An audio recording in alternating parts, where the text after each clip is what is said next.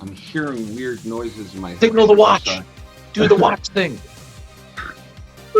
It's Brandon, the powerful Brandon. I would very much like to hear that musical. Like right off the bat, I was like, "Oh, is there like an everything but the girl kind of thing?" Like comic book news every Tuesday night at 8. Comic book news. Excelsior! Sure. Ready. Aim. Oh, sorry. Great Caesar's ghost.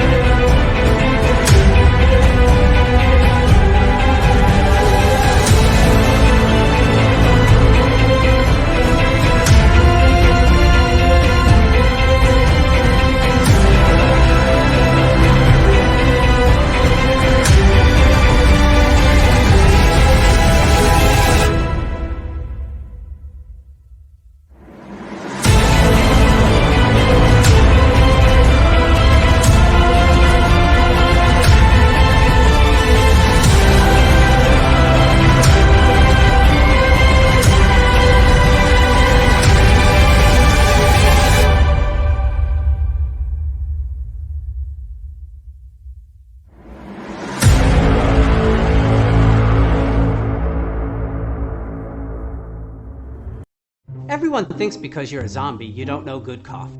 Well, they're wrong. There's only one brew that gets my seal of approval. Deadly Grounds coffee is my guilty pleasure. The aroma is so intoxicating. It brings all of my neighbors out of the woodwork. Deadly Grounds coffee. Coffee to die for and zombie approved. It's good to get a little deadly. Use the front door! Oh, they're so disgusting. Hey, happy Tuesday, everybody. You're watching Splash Pages. My name's Leo. I'm the monkey behind the keyboard here. We have an awesome show scheduled for you, as always. And with us, the Velvet Jugger. What up, guys? Hey, it's Tuesday night. You know what time that is? That means it's time for Splash Pages. And tonight, we've got not one, not two, but three amazing nerd trailers to talk about. I'm pretty excited about it. It's great. If I was R2-D2, I'd be going... And that's what I would do. And then we have All-Star Superman, which is actually a pretty heartfelt story. But that's what we got going on tonight. Yeah, we do. I saw you that. I saw you mouthing my my intro when I was. It's all part of my learning my Leo impression. So, you know, when I inevitably get in the mood to write Splash Pages, the musical, you know, I could just really emulate you. Yeah. So it's going to be very interesting. Hi, everybody. I can't wait to start writing on that. Oh, it's going to be great. Hi, everybody. I'm Drew. I'm here again. I don't know why, but you guys haven't thrown me out yet, so plus.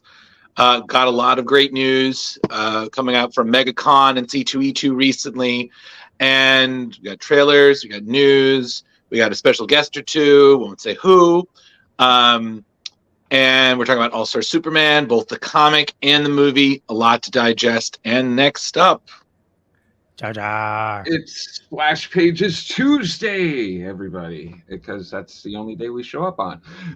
But yeah, as these guys said, we got an action-packed show tonight with special guest and honorary Splash Page member. I'm hearing weird noises in my head. Signal the watch. Do the watch thing. It's Brandon, the powerful Brandon. I would very much like to hear that musical. Like right off the bat, I was like, "Oh, is there like an everything but the girl kind of thing?" Like comic book news every Tuesday night at 8.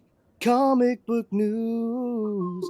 Hey everyone, I'm Powerful Brandon, and thank you for having me. We're gonna talk about some fun stuff like these guys have already said several times over. So let's do it to it. Yeah. Brandon just got the lead in the musical with that little Well, Yeah, exactly. Even more than that, he's going to show up on one of Velvet's clips on Twitter or oh Twitch. yeah, that's right. Yeah. What? Carrie. Hashtag Brandon Pages. No, it's spelled Powers, but thank you. Yeah. It's funny because I was doing like a mini brainstorming because Carrie's getting into the Ultimate Universe and she's starting with Superman, and I just started going on and I'm just coming up with this bullshit we're gonna do, and I think one of the songs is gonna be called "The Call for the Fleos," like the call for the Valkyries, and it'll be that, and it's basically, I was like, if I can get someone actually play piano for us to do some real, I was like, No, here's Leo. exactly. It's just be like, exactly. It's like Marlo in Georgia, Jeremy. exactly. It's like it would be or something like It's this. Leo. Sorry. Well, it's also and even it's like if I'm doing the beginning, it would be like, it's like, hey everybody, welcome to the show. I'm Leo Pond, the monkey behind the keyboard. I'm so bored, but I'm still I'm the smiling. The monkey who's behind the Presents. keyboard. It'd be funny. It's the hard thing is that everybody would be different, so it's about trying to get everybody to You then might hear some things about me that may be true or not. well, Rich is straight up is like, well, I don't know why I came here tonight. exactly. But it's gonna be funny. But I just have to sit down and just be like, all right, I'm gonna try this. Here we go. But so yeah, doing that. But hello everyone. It's been a crazy week. There's so much news that I got ready ahead of time and I actually sent How it back much to is Leo. it? Oh, sorry. So but Leo, setting the news off, we have 3 exciting trailers that came out this week, don't we? We do. Blue Beetle came out. That's the Yeah, it only did. one I watched so far. I was so I'm sorry, I need to say this. I did not expect this trailer to be as good as it was, and I thoroughly was impressed. Yeah. Right. My favorite part was when the beetle went from his hand and he's like, oh, it's cute, it likes me. And it like launches at his face. And everyone's like, ah! They all freak the hell out. In the best way possible. I actually did expect it to be good because I like Xolo Maridueña from Cobra Kai, and I was just kind of cautiously optimistic that this was going to be a good project for him, and to see how the trailer came out, I was very pleased. It didn't surprise me, and I'm hoping that there are far more people out there that are excited to see it. Rather than the bitch fest 88 I've seen going on other areas of social media, because Snyder cultists are gonna Snyder cult, Right. But Is there already hate for the Blue Beetle? and it's dude, it's it's great, Jeremy, because the people who it's so great. There's these same people who are like, this just looks like a cheap Netflix movie, and they're the same people that are saying that Warner Brothers should sell the Snyderverse to Netflix. Oh, So, yeah. which one is it, dipshits? Pick a lane. And it's so funny because watching this, I remembered seeing, I think they had done like a failed pilot back in I think it was like the Smallville era. They tried doing a Blue Beetle show, and I remember watching it wasn't a pilot, it was like a commercial for it. And and it was similar to he's sleeping, he has the beetle on his back, he gets woken up and he's in the suit, and it's like his mom is banging on the door. It's like, what's going on? I'm up. Hi, hey. And I was like, this same kind of energy. And I agree with Brandon. The kid, I think the kid who just, again, for the last couple seasons been killing it on Cobra Kai. I think he's going to do a great job as Jaime. He's got the energy. He's got the enthusiasm. And I also like the family angle. It's a different thing, but, he comes from a different background, and that background's very family oriented. And it was nice because I think we're so used to seeing heroes as loners. Well, in theory, because let's be real here, a lot of our current heroes have families. Either the families they make or the ones that they're kind of born into. So this was welcome, and the suit looks great. And I'll tell you guys that creator Keith Giffen gave it a thumbs up, because I actually did a piece of content on it and had most of the trailer in that piece of content. Tagged Keith on it. Keith gave me a nice big heart for it. So, yay. Nice. So a little bit ago, I showed the Big Belly Burger. I thought that was the TV series only. Arrow, yeah. Listen, again, they're trying to make everything canonical. They're trying to do like a DC Rebirth kind of thing to it. So, I'm totally fine with that. But I will say, because it took me a second, because I'm watching this whole thing, enjoying it, and then for a second I was like, who is Susan Sarandon's character? And I looked it up.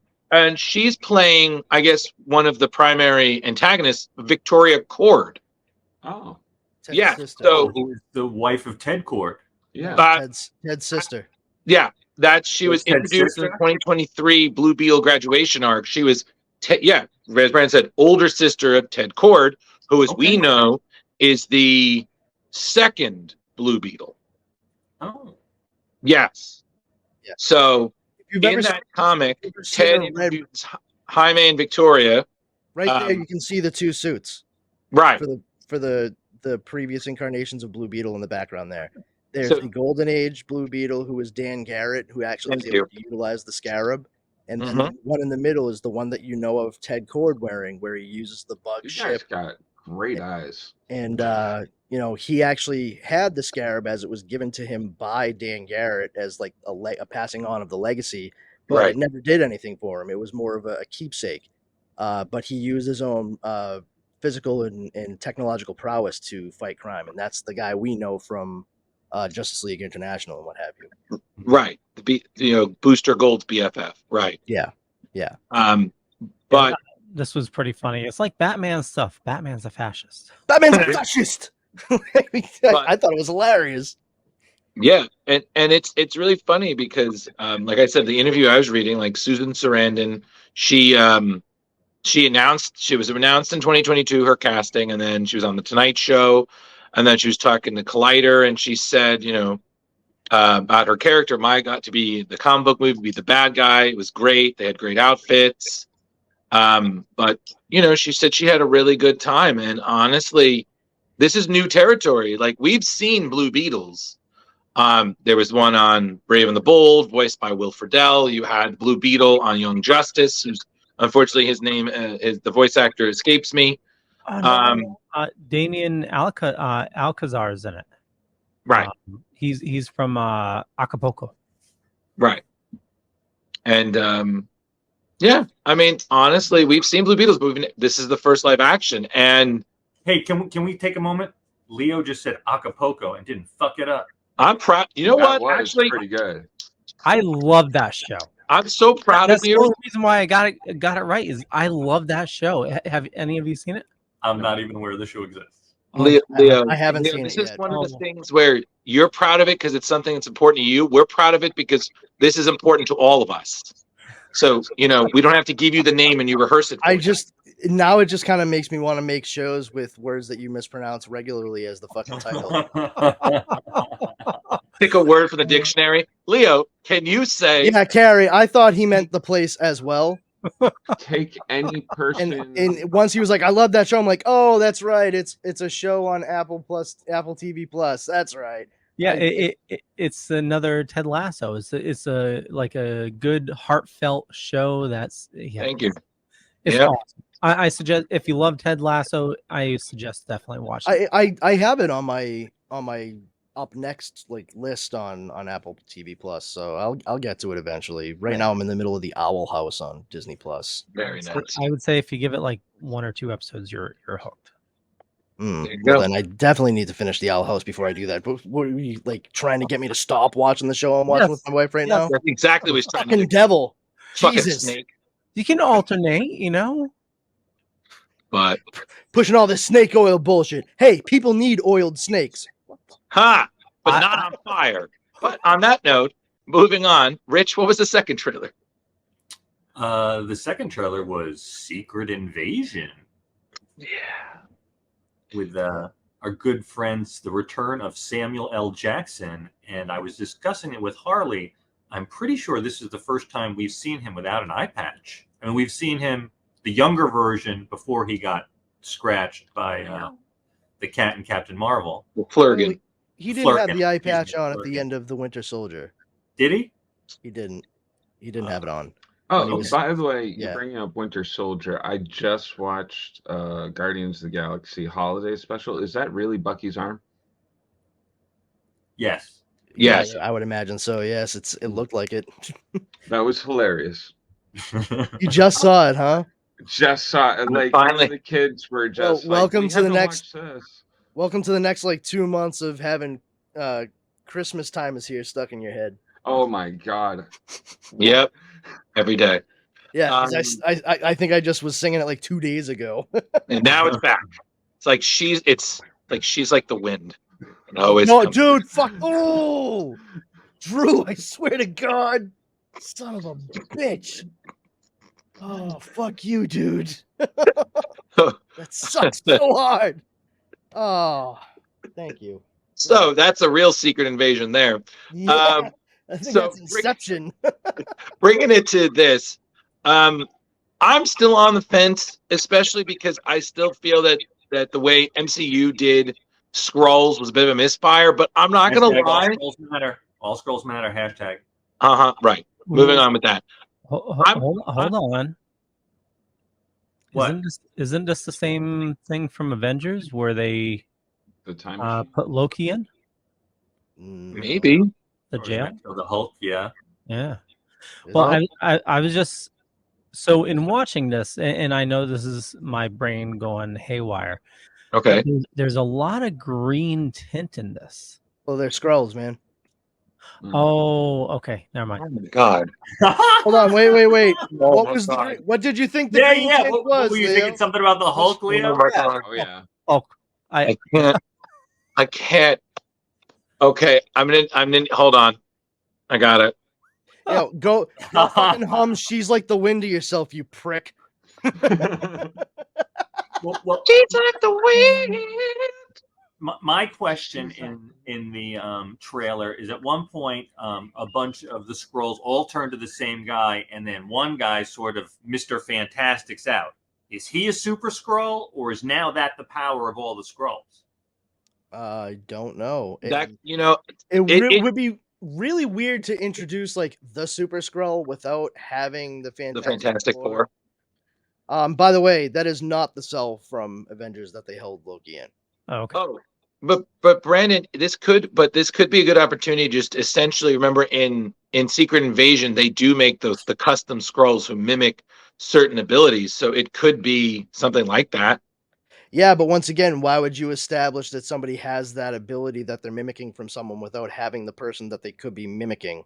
That's Like, interesting. It's There you go. probably it's probably just the fact that they can do that. They can do that. You That's know what I true. mean? That's a good point. I didn't. Yeah, that's Hey, it's Steve. Yeah, Steve McMahon. this says- trailer made my Marvel Whoa. heart out disappear. You're welcome. I I know. don't- I don't Sorry, have that. Steve. I know I butchered your name. No, don't tell me you really thought that's how he said it, right? No. McMahon?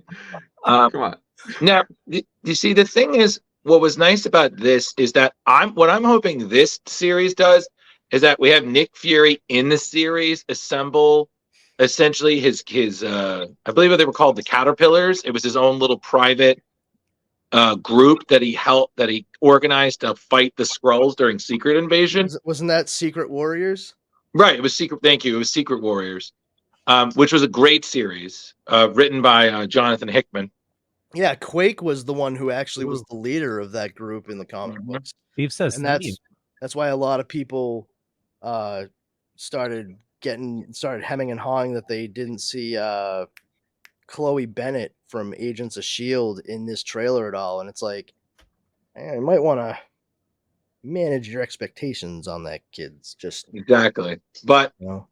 you know, It maybe, Steve, to your point real quick, it may look like a symbiote, but once again, like same thing with the Super Skrull, they haven't actually introduced any sort of symbiote in the MCU. mhm.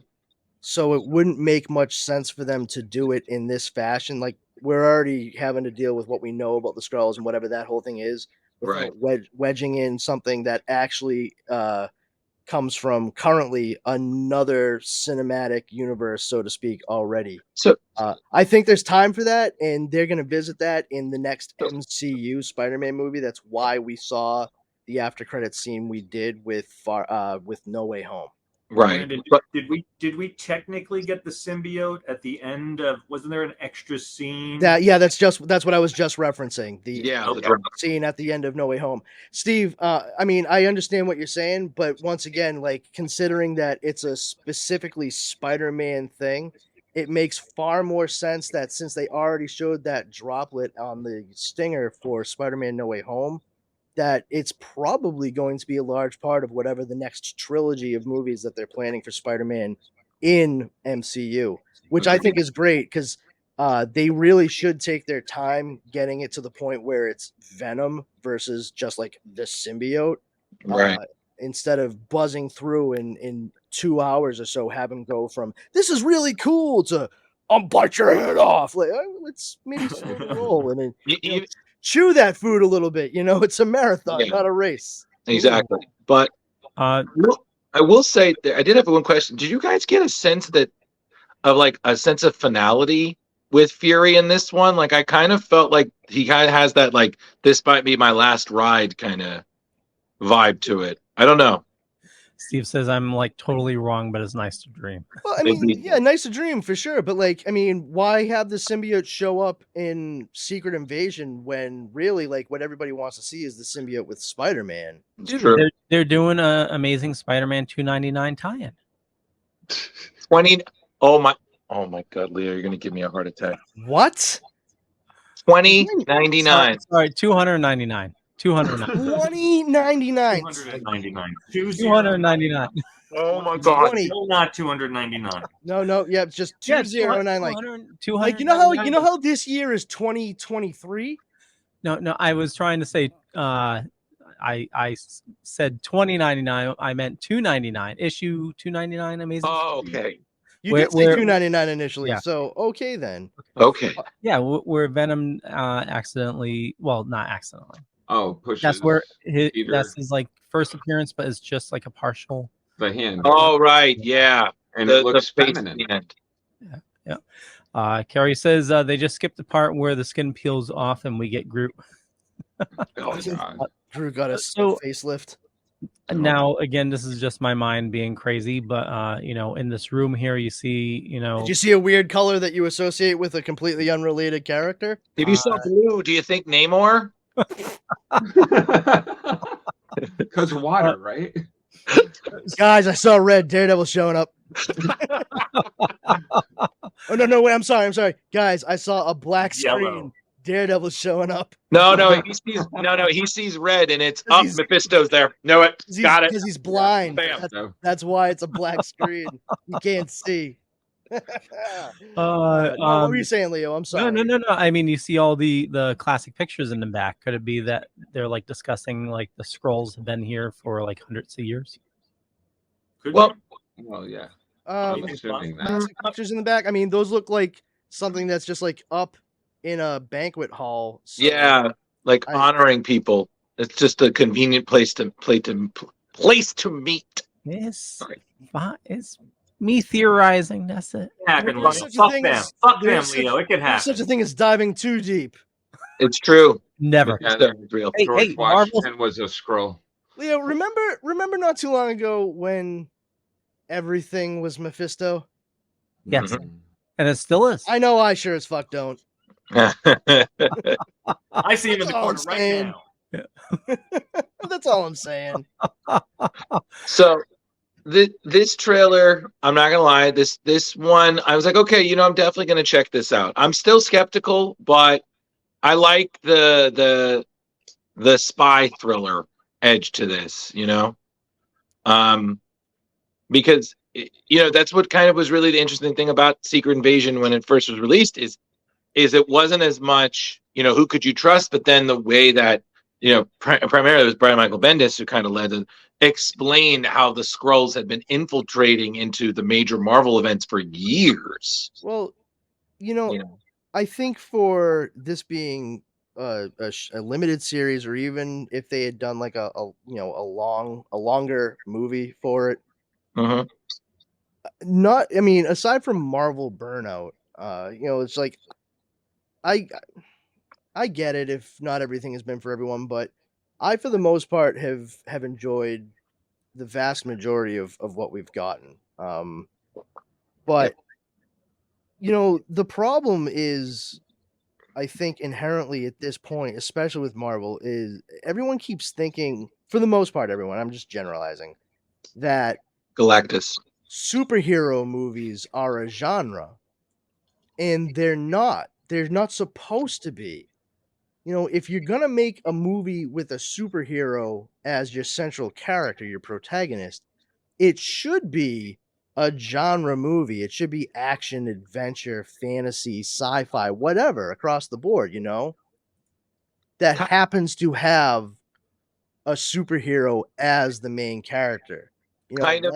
Let it be what the movie, the style of story is as itself. And with this, it doesn't fall into that very clear template that is being utilized primarily with the movies, Mhm. but it's a body snatcher story. Like Right.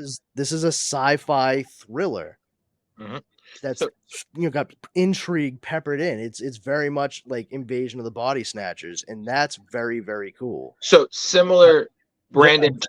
Just real quick, a couple comments. Janice says, I agree. And Carrie says, I got Fury's last stand thing as well, or at least maybe him reasserting himself into being a major player and getting his badassness back. I agree with you, Carrie. I think it's going to be a ruse where, we think it's his last stand, but he's going to come out a powerhouse after That's this. true.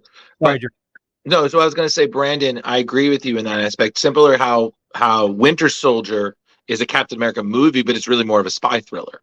Yeah, and that's why exactly. Yes. It's the same thing like James Gunn, The Guardians. It's a superhero movie, but it's very much a James Gunn movie, and that's why it works.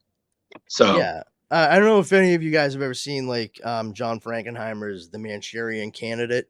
Yes. But I was not to say that there's absolute parallels, but the atmosphere, the way it was executed, it seemed very much like it was an influence on how the Russos did Captain America: The Winter Soldier, especially when you consider the brainwashing of Bucky throughout the entire thing.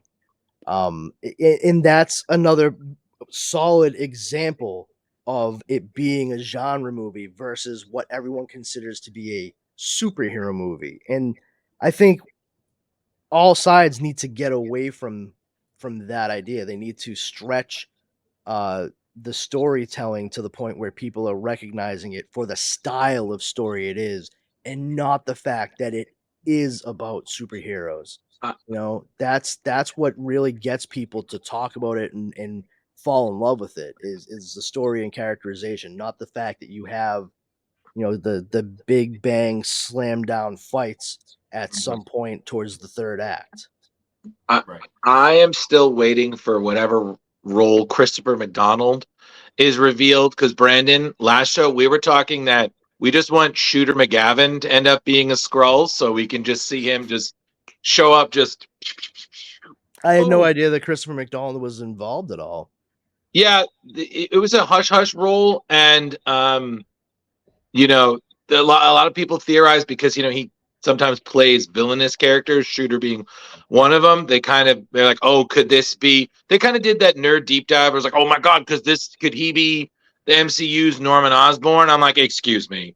First thing, no. because there's only one Norman Osborn, and his name is Willem Dafoe, Sir Willem. I mean, Okay. except for the second Norman Osborn that they'll introduce in the Spider-Man movies. Yeah. Indeed. So, Not to mention, there's already actually been a second Norman Osborn, Yeah, and there he was was like a played young by kid. Chris Cooper. Yes. With So the there will be claw. a third Norman Osborn, though. Yes. I bet there will be a fourth. You know what, Leo? Leo You're Pond. not wrong, buddy. However, the number of Uncle Bens has remained at 2 for a while now. They're storing them up. They got them in a freezer out back. I'm just waiting. See, the one Uncle Ben person who if they made it, I would die. I would be like, oh, Uncle Ben to be voiced by Bill Burr. I'm like, I'm sorry, what? That's the angriest Uncle Ben in the world. I'll put your head right through the fucking wall. I'll put you through a fucking wall. I would love that. Finally, the Boston Irish Uncle Ben that we never knew we needed. So there's looks like there's only going to be 6 episodes. Yeah, it's very That's short. okay. I love how you say only 6 episodes. Like, Yeah, Leo wants the full Flash treatment. 22 episodes, God. Oh hell no! about half full of filler. Yeah, are we Yeah, getting like- half-hour episodes, Leo? Hour episodes? I- 45? I 45 I don't minutes. know. I'm on Average. IMDb and I'm looking at everybody's episode count. So like Shooter McGavin is 6 episodes, so he's going to be in every one. So he's obviously a major Told character. you. Sam Jackson is 6. Ben Mendelsohn is 6. Olivia Colman is 6. Well, I doubt it's going to be 30, so it's probably 45 minutes. So you're yeah, I'm figuring like 40, 2 hour and a half 46 movies. minutes. So I mean, Yeah. What's up, Dibbo? pretty fucking good. That's considerable. Mhm. So, Rich, what was the last trailer? Oh, we got the new Cross the Spiderverse trailer. Yo, I just watched did it this you? afternoon. It And looks pretty sick. Oh my god, this one is some goodies, man. Yeah, it does. Holy crap. Yeah, and we've got 2 amazing characters who seem to be the main characters. Of course, we have Miles Morales, created by Brian Michael Bendis and Sarah Pichelli. And Oh then my- we have Miguel O'Hara, who is created by Rick Leonardi and the great Peter David. Yep. Oh, I'm sorry, I need to say this. The fact that that they did Spot and they did Yeah. so well is fantastic. the animation in this is It looked amazing. like Spot was pooping spots out of his stomach. I wasn't sure Oh. what was going on there. It's bread. He was Yeah. eating bread, man. Oh, There were loaves of bread coming out of It's his a stomach. literal loaf of wrapped bread coming I gotcha. out of the Yep. little portal. And it's funny because in the Ultimate Universe, they only showed Spot for one time, but they have it like his spots are like lava lamped. So I wonder if they might do some of that. That would be cool. But there was a few Spider-Man here that I did not expect to see. I'm pretty sure we saw for a hot second Spider-Man India in here. I mean, there's like hundreds of I them. know, but Yeah. there is one And that I got Goku was, super hyped about because a friend of mine showed it to me, and I was like, yes. But I'm really curious about Miguel being kind of, I wouldn't exactly say the bad guy, but kind I of like the bad cop. He's definitely the antagonist from what they showed in the Yeah. trailer. And I was like, man, what happened to 2099 that you're this? I mean, Miguel's kind of douchey, but Yeah, he like, always has been. yeah. I mean, that's the thing. Miguel is a hero, but he's that. All right, well, okay, well, we'll call this guy. I'm not thrilled about it, but okay. Well, It's sort of like if Nicolas Cage actually played regular Spider-Man. He's like, oh, no fucking way. Like, that's Miguel O'Hara. Pretty Jason much. says, I can't wait for the new Spider-Verse movie. It's going to be lit. Also, from what I read, there's going to be a big baddie that, from my understanding, there's like a main evil that, Miles wants to go conquer, but the rest of them are like trying to stop Miles from conquering. Mm. Well, maybe from what it seemed to me was that, they were talking about like things need to happen. It seemed like it was he needs to let his father die. And that's what he's trying to prevent from happening. And that's why Yeah. Miguel is the antagonist, because he's trying to prevent him from stopping his father's death. See, boom. Right. That makes sense. And I'm pretty sure I read that at the very least a secondary story that it's also a Yeah. romance story. Yeah, I figure if there's a bigger like arch nemesis to be seen, it'll probably be in the Peter second. as a dad, like that was so cute, and then also to reference him in the same context as Peter, it's this MC2 universe because he had a kid who then is a wall crawler. So I was it's not really the MC2 because that baby's name is Riley, which he took from Aunt May's maiden name. That's actually I know, but I'm just saying Riley. I know, Brandon. I'm just saying I noticed the parallels. Gotcha. Yeah, because if it were actual MCU, she'd be Mayday Parker. Like she'd be little May. I know. Yeah, Right. that would be fucking dope too. Like holy shit. Right. It'll probably pop up. I would not be surprised at some point. Yeah, I mean, listen, Leo keeps going slower. There was one spider that they showed, and I was so pumped. I don't mind saying it for everybody. Wait, keep going, Leo. Just very slow. Very slowly. Very slowly. Do it Too fast. Do some more. And then you got Gwen, you got 2099. This was, and I'm fairly certain that cool one in the center, because that's the Activision, that's the Spider-Man the game, the PS4 5 one. That one I think is the 2001 on the left. That's the Neil Patrick Harris MTV Spider-Man, and I think the middle one is Spider-Man Unlimited. The one from Counter Earth. This one could be from the video game as well, possibly, because there's a like cell shaded. Actually, no, it doesn't have that much blue though. It does look like Spider-Man. That could be from the Ultimate Spider-Man video game. Maybe. Oh yeah, good call, Brandon. Because it looks an awful lot like the cell shaded animation they did for that. Yeah, this one's the PS4, PS5 game. Carrie says, "Just getting my Bendis on heavy ATM." This at the moment. This makes me happy. I'm gonna have to make sure with you guys it's seizure friendly. Yeah, the first one is very seizure inducing for those who have those issues. Yes. Yeah, I would probably suspect that. And then but Leo, there's one spider. Keep going. There's I definitely want to just showcase. Hilarious. This whole thing, that's a fucking riot. What? Yeah, did I miss it? It was. I guess I must have missed it. The Scarlet Spider shows up. The original Ben Reilly. The clone. The clone Ben Reilly. And I was like, oh my god! And it was hoodie, blue hoodie, red suit. He had his web cartridges on the outside. I was like, yo, no, Leo, it's fine. It's fine. It's all good. He's gonna keep going till he signs it, and I appreciate this man. So I think Spider-Man. It sounds like we're all pretty excited for this movie because I think the first one was hands down. I was caught off guard how much I liked the first one. I'm not a huge Spider-Verse person. Oh my god! And that Stan Lee was just great. Shit. They make comic book movies fun. Yeah, and that's what they should be. I read all of Ultimate Spider-Man and followed through when Miles Morales took over the role as well. And so I mean, I genuinely like the character anyway. So my interest was piqued when they came out with the first one, especially because never mind the fact that Miles was going to be the main character of it, and that character deserves his due propers. But the animation style was so unique to what it was.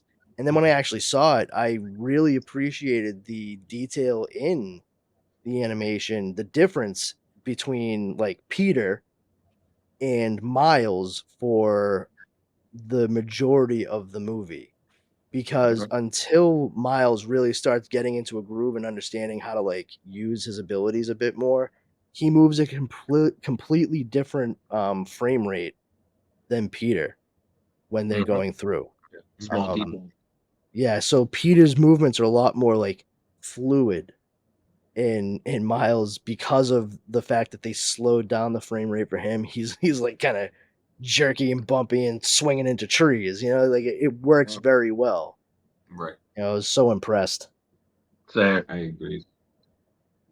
And then And hopefully the soundtrack. Do will we be know just- is it the same creative team, Brandon? Do we know? Mm-hmm. It is. Yeah. Okay, great. It is. I mean, it yeah. looks like it from the trailer, but I didn't know if they're just trying to emulate the other guy's style. No, they can't had him come right back in, and that's how they developed the story to be split for this movie and the subsequent one. Yep. After, so Beyond It- Spider-Verse. all consistent as a creative team throughout, which is always a plus. Always. Agreed. And Brandon, that's why I was so glad when we read Spider-Man. I said, like, you read Spider-Man, you really saw a lot of that Peter Miles dynamic that then Spider-Verse replicated. And 100%. Yeah. If you read that, pff, you We were did. halfway. You were halfway to what the movie was, but they still. I mean, they really hit the nail on the head. They did. Even if you were familiar with any of the comics goings on with the character, that was such a fresh, unique take altogether that if one had a problem with it, I could not wrap my head around it if they told Thank me. you. That would, Agreed. yeah. So, who's next? Well, since I have it up, I just wanted to go over this real quick. I know we talked about this on last week's Midweek Geeks, but since it is animated related, if you saw Mandalorian last week, I'm caught up. We got Zeb. Yes. So Zeb is from Rebels, Mhm. and what is it? Yeah. Yeah. If you're looking for me to fill in silence here, I have nothing because Yeah, Yeah, I don't watch like any of that cartoon stuff, and not that I think my don't son see might have judgment. watched Rebels, and the voice sounded familiar of the character, and I saw there was an internet hubbub that he was an important character, but other than that, I know nothing about him. Yeah, he's one of the main characters from Rebels. The voice actor did return for Mandalorian, Cool. but the showrunner, I can't remember his name. I want to say Paul Dini, but I know it's not Paul Dini. Dave Filoni. Dave Filoni. I knew there was an I there. Oh, I guess I did have something to contribute. Yeah, you're doing great, Brandon. So Go me. apparently Zeb walks off to talk to somebody, and they made note that we will be very excited once we find out who he went to talk to. So there is several other characters from Rebels. We have Ezra, which we believe is going to be introduced this season, so it could be Ezra. But I thought Ezra was lost, and then I think. Well, she's on the dark side, so probably not. Right. Could be. She swaps sides, doesn't she? I don't think so. I think she plays her own. She's kind of more like a Han character until Plays both you know, sides. Yeah. Why do all the fucking clones have New Zealand accents? I just don't fucking get it, dude. It really irks me. Okay. Accents are not genetic. And like even the genetically altered female clone is like, hey, my name's Megan. I'm like, oh, you're clearly a fucking clone because you have a New Zealand accent. And sure enough, by fucking 7 minutes into the first episode of the fucking Bad Batch, like, oh, I'm a genetically engineered clone. I turned to my wife. I was like, see, I fucking knew it. And it was all because of the fucking voice. It makes no sense. Well, you want to watch the Bad Batch with you. You're it's amazing. Watching movies is powerful, Brandon. Everybody, you got to have an extra seat for the ego. Not the ego. That's not ego. That's genuine like puzzlement. Like I am befuddled by that choice. Like I'll buy all the cloning and engineering and tweaking of said clones' cells before they are grown. However, the fact that they all have the same New Zealand accent is preposterous. And I'm aware I'm talking about a fucking story where people wave glow sticks at one another and try to move rocks with their fucking head. I am aware. I'm acutely aware. It's just, there's so much disbelief I can suspend. I mean, come on. I don't know if I should say this or not. By all means. Every say time it. you say it, it's not as bad as you want it to be. I was gonna say usually that's reserved for us. If we say that, it's like, oh, it's gonna be bad. no. I was just gonna say spoiler. Her sister has an accent as well. No fucking way, Leo. Yeah. Get right out of town. Yeah. I wouldn't have seen They're that both one from coming. New Zealand. I'm sorry. I really feel like it's important that you see me do this. Okay? Could you hear my eyes roll? I almost saw my fucking brain. I heard it all the way in Westchester, Brandon. I will say one thing, and this is just for me personally, now that I'm finally caught up. I was just so glad to see Ahmed Best's redemption moment. It was beautiful. Yeah. Has soon as I anybody saw noticed, since we're talking about Mandalorian now, the female woman that is manipulating the doctor keeps holding her stomach? I haven't noticed that. She keeps holding her stomach. There's been a bunch of scenes where she's holding her stomach, and like she's pushing the genetic thing, and I don't know why, but I'm feeling like a Snoke connection. I don't know why. Well, there's definitely going to be a Snoke connection. Yeah, because I mean that dude that she fucking turned the ampage up on the Mind Flayer there. I mean, people are like, oh, she's just so sadistic. I'm like, no, she's destroying evidence, dipshits. Like, thank you, that dude has no brain left after that. He's just going to be a gibbering mess. Therefore they're able to hide the fact from the New Republic that they were working on cloning Palpatine. Boom. Thank you. Well, Easy peasy, nice and cheesy. I took it a different way, that she's trying Did you see the color green and think maybe that? Oh no, sorry. You see the color red and think I'm evil? busting chops, but I'm sorry. Kind of Jedi. He saw the color red and thought Darth Maul was back. Let me guess. I think so. He is back. He's got robotic legs and an accent from New Zealand somehow. Good night, Mike. So I took it as sorry, Mickey. You know, he's the lead scientist for cloning. They had a setback. That's why they're still trying to get a hold of Grogu, because they need another batch of blood to continue the cloning process. But I took it as she's trying to piss him off to like get him to jump back to the dark side. Like she's like a recruiter for the dark side, because we know they're building up their base. I mean, I would agree with that, except they made was it Pershing? Isn't that the doctor's name? Pershing? Yeah. So see, I pay attention to the shit I watch.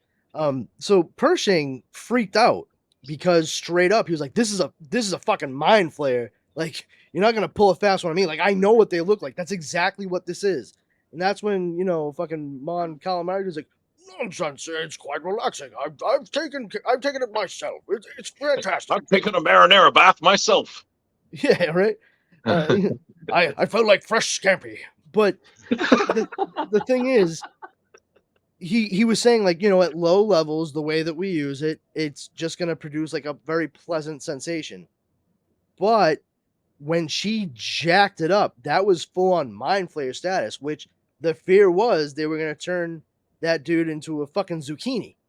And he did. There he was, Italian vegetabling right before our very eyes. I think it takes more than one session, because we saw Andor's girlfriend, which had the mind flayer, and I think did they crank it? Did they 10 it to 11? Was it up? They did. It goes up to 11. That one. They did, the but others apparently go up they were to 10. But this one goes to 11. It goes up to 11. Always brings it back to Andor. Always. Can I finish it here? So apparently they were. Can I finish? Sorry. Go ahead. They were doing it for weeks on her, and but once again, like, was it fucking Speed 2 Full Throttle? That's what the name of the movie was, The Boat That Couldn't Slow Down. They were using it to torture her, to get her to give information about Andor. Yeah, but like cranked all the way up for an extended period of time. That's what it seemed like. Yeah. Okay. No, I'm asking. I did not, because I watched the first episode and I was like, fiddle dee dee, Nope. and kept living my life. That's how I felt too, Brandon. Well, moving out of the Star Wars Yeah. universe, Dwayne Johnson announced I can get into live Star Wars. action Moanna. Sit. What happened? I mean, Hold on, I'm he already getting played choppy. the character in cartoon. Rich, Well, Rich. Now he's going to. It got a little choppy. Could you repeat that? Did you say a live action Moana? Yeah, you were chopping up, Rich. I did. I did a live. I apologize. Dwayne Johnson just announced that he's live action Moana. He's going to play the same character as he played in the animated thing. And Is he going to allow there's Shazam? no in the director movie? yet. Absolutely. Henry not. Cavill is going to Only- play the only Ocean. Superman. Oh, he Yes. finally gets his Superman moment. Oh. He's changing the hierarchy of the Moana universe. But remember, there's got to be 10. There's got to be 10 million just to remove the mustache. The crazy thing is Disney's not even making the movie. He just decided Yeah. to do it, and he's gonna tell them later, like, "You're doing this movie. You're welcome. It could You're, be. you're You never know. welcome." It's I possible. kind of wish they would stop doing the live action stuff with their movies. They don't normally come out that great. Yeah. Okay, you know what? I have. Aladdin was pretty good. Okay, you know what? I have the best bad live action movie that they should just do. Mr. Toad's Wild Ride. There you go. What was the one you said, Leo, was pretty good? Yeah, I missed that. Aladdin was pretty good. Oh, I'm sorry. Can Did we you say take Aladdin? Leo off the show? I mean, I know I'm a guest. Leo, kind of Leo, runs I'd say this with love. He's the monkey behind the keyboard. Leo, I'd say this with love. You need to go on a vacation. Okay, Brandon can mind the keyboard. You're going on a 1 week timeout. No midweek Leo, geek. is No that token the dead. Will Smith one? break. Yes, Yes. that's the Will Smith Yeah. one, the Guy Ritchie one. Oh my goodness. Yeah, it Yeah. wasn't that bad. Okay.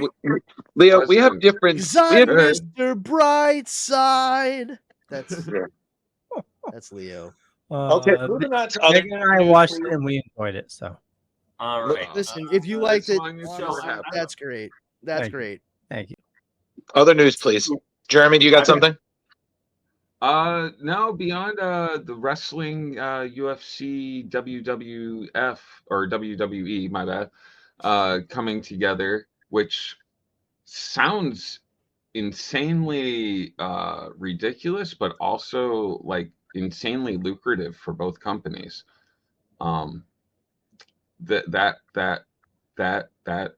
genre of the people that watch that stuff will flock to this, Wait, you're saying wrestling is profitable? isn't it? I'm sure it is. I don't know. I For don't- more on this, let's turn to our good friend Vince Moneybags McMahon. I mean, Well, it is for the owner of the WWE at the very least. yeah, for the If owner. Vince McMahon is here signing this merger right now, then who's going to tie that girl and Kevin Dynamite to the railroad tracks? Okay. Yeah. That mustache is something else. Carrie says it wasn't that bad versus this should have been made are different things. Speaking, Leo speak. Aladdin, She's still yeah. talking about No, the I Disney. get it.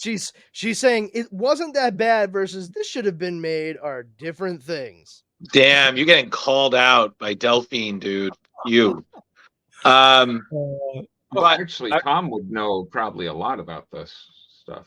I wish he was on the show.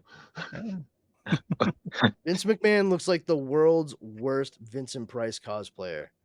hey, I love the meme that somebody did.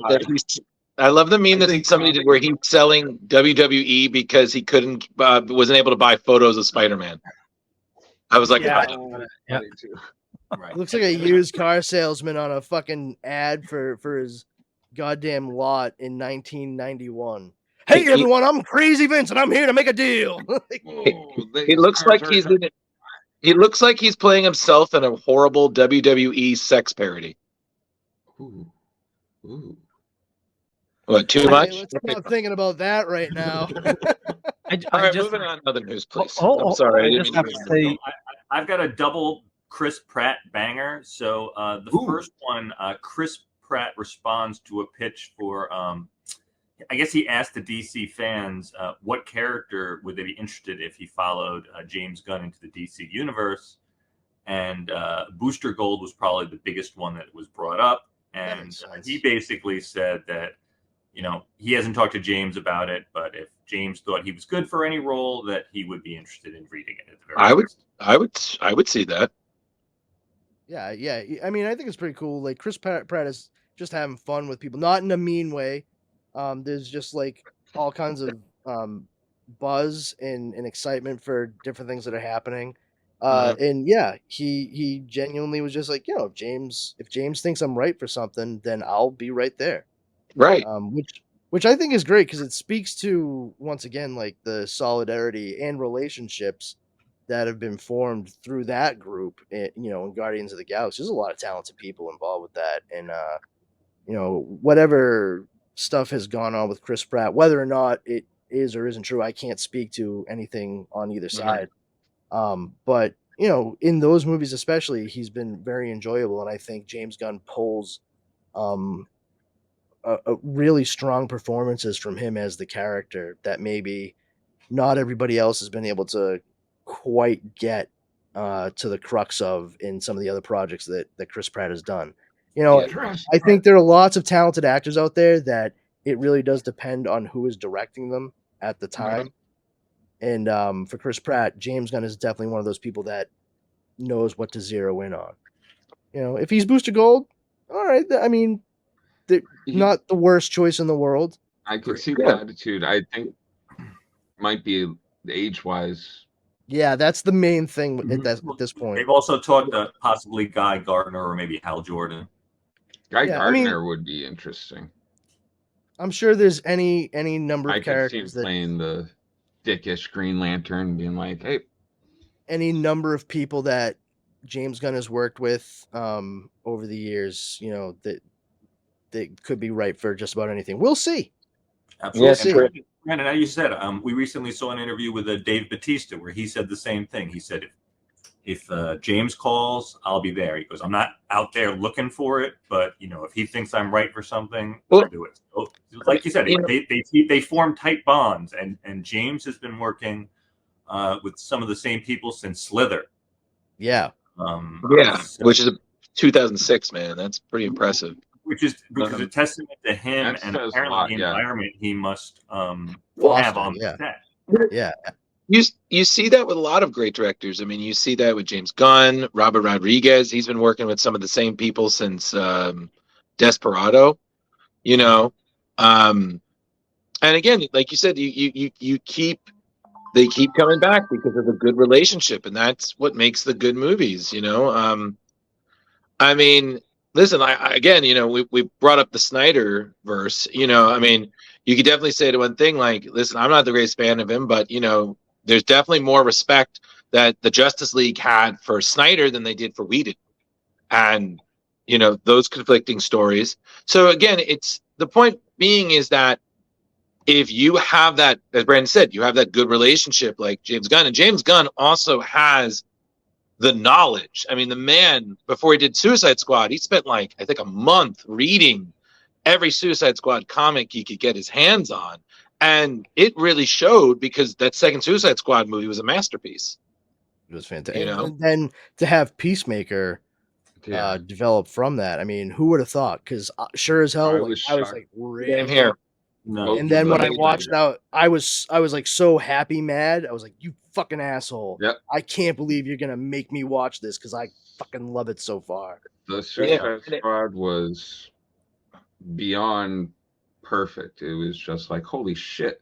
And then Peacemaker turned my whole view around for John Cena there. I know, for real. Like, once again, I wanted to hate him. I did. That's the director looking at that particular performer and seeing exactly what it was that he could do, what he was capable of in the movie he was shooting, and saying, I'm not crying, I'm doing face exercise. Yeah. But like to work with him on a movie and be like, I can develop an entire series around him playing this character. Like, that's cool. Well, and just briefly before we get on anything else, and I think that just really says a lot about Marvel's faith in James Gunn, because You watching Guardians or even anything like it's very much a James Gunn movie. And personally, I feel like what Marvel should really do is they should start to kind of wean away from the formula that Brandon we've talked about. You've alliterated, and we even us in the show we've talked about, and they should have one where you follow a kind of template, but it's the own director's style. You know what I mean? Yeah. Kind of like how you can say, hey, listen, make sure this happens at some point in the story because we need to be able to like bridge it. Okay, make sure this happens, but don't destroy the auteur, the artistic process through the entire thing. Because part of what makes Guardians of the Galaxy, to your point, is the originality, the feel of it compared to even what had come to that point.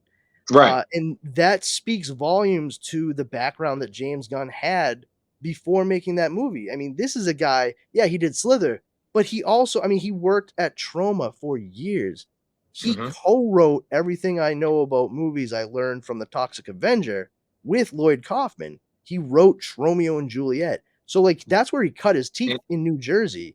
And he did the Dawn of the Dead remake, which was hilarious. Yeah. So and he himself is a professed DC kid. Those are the comics he read growing up. So there's a lot of weird Kirby-an stuff dealing with what he came into the official superhero fold, having in his own head. And to be able to make that world very much like a Valerian George Lucas Star Wars lived in universe where it's not all shiny and chrome, but just dingy, and it's clearly been around for a while, maybe hasn't been cared for the way it should, but it feels real, and to be able to display that whilst housing just incredibly far-fetched creatures and scenarios, that's very important for taking what could be just weird disconnected imagery altogether and having it, giving it a home to let everything else take place organically for the story and characters that you set out to execute. That's a big deal. It is, and hopefully we maybe see more of that. But and in some of the news I definitely have something that's very important to James Gunn, but I want to save all my tidbits to just line up those metaphorical ducks in a row before we get to the big blue Boy Scout. Absolutely. My last one, Drew, it's like I said, it's a double back on Chris Pratt. So Chris Pratt also announced, because Super Mario is coming out, I believe it's next week, and he's like, I know there's some backlash. He's like, but and there's a lot of lore and history, but there's no real story behind Mario. He's like, we couldn't just go woohoo through the whole movie. So he's like, I'm a dad now. I go to all the animated movies with my kids, good and bad. And he goes, I think this is a good story. And we tried to give Mario a story. And he was just kind of pleading, why don't you guys give this a shot and see what happens? And I agree too with the fact that I actually just said to Dara earlier today, I was like, honestly, I know a lot of people got up in arms that the guy who did Mario's voice in a bunch of the video games over the years wasn't voicing Mario for the movie. Meanwhile, not saying shit about Charlie Day voicing Luigi, but regardless, I personally want to see this movie, and if I'm going to see it, I do not want to hear "Wow, wahoo! Hey, it's me, Mario." For an hour and a half, 2 hours. I have to tell you, I was one, and we've had this discussion, Brandon, that I was disappointed that Maurice LaMarche wasn't going to voice it. But somebody took the trailer, and they took clips of Maurice LaMarche's voice and rebuilt the trailer with his voice in it. And oh my God, I couldn't stand it. Exactly. That's what I've been saying, but it's not Maurice LaMarche. Yeah, are you thinking his name is Charles? Charles Martinet. Charles Martinet. Yes. Thank you, Brandon. There was an M in there somewhere. A Mario cartoon I wasn't aware about. I was about to say thank you, Brandon, because I was like, wait a second. I'm like, that's the brain. That's the brain in Egon, man. You don't do that. And same thing we do. I don't have. I had to take over the world. Exactly. That doesn't sound like Mario. If anything, I'd say more Wario than anything else. Wow. Oh my God! Last week, yeah, I totally forgot I was on the show previous week. Yeah, it's my brain's been fuzzy lately. I had Velvet. Were you done with that, or did you have? Yeah. Okay. That's it. That's all I Yeah, got. I mean, Mario looks awesome. Jack Black, have you seen his interviews? Oh my God, he loved it. He's doing interviews dressed as Bowser. Of course he is. Of How course great he is it that the kid that was on the Pitfall commercial in the 80s is now the voice of Bowser in the Super Mario Brothers movie? That's awesome. Yep. Amazing. Yeah, right.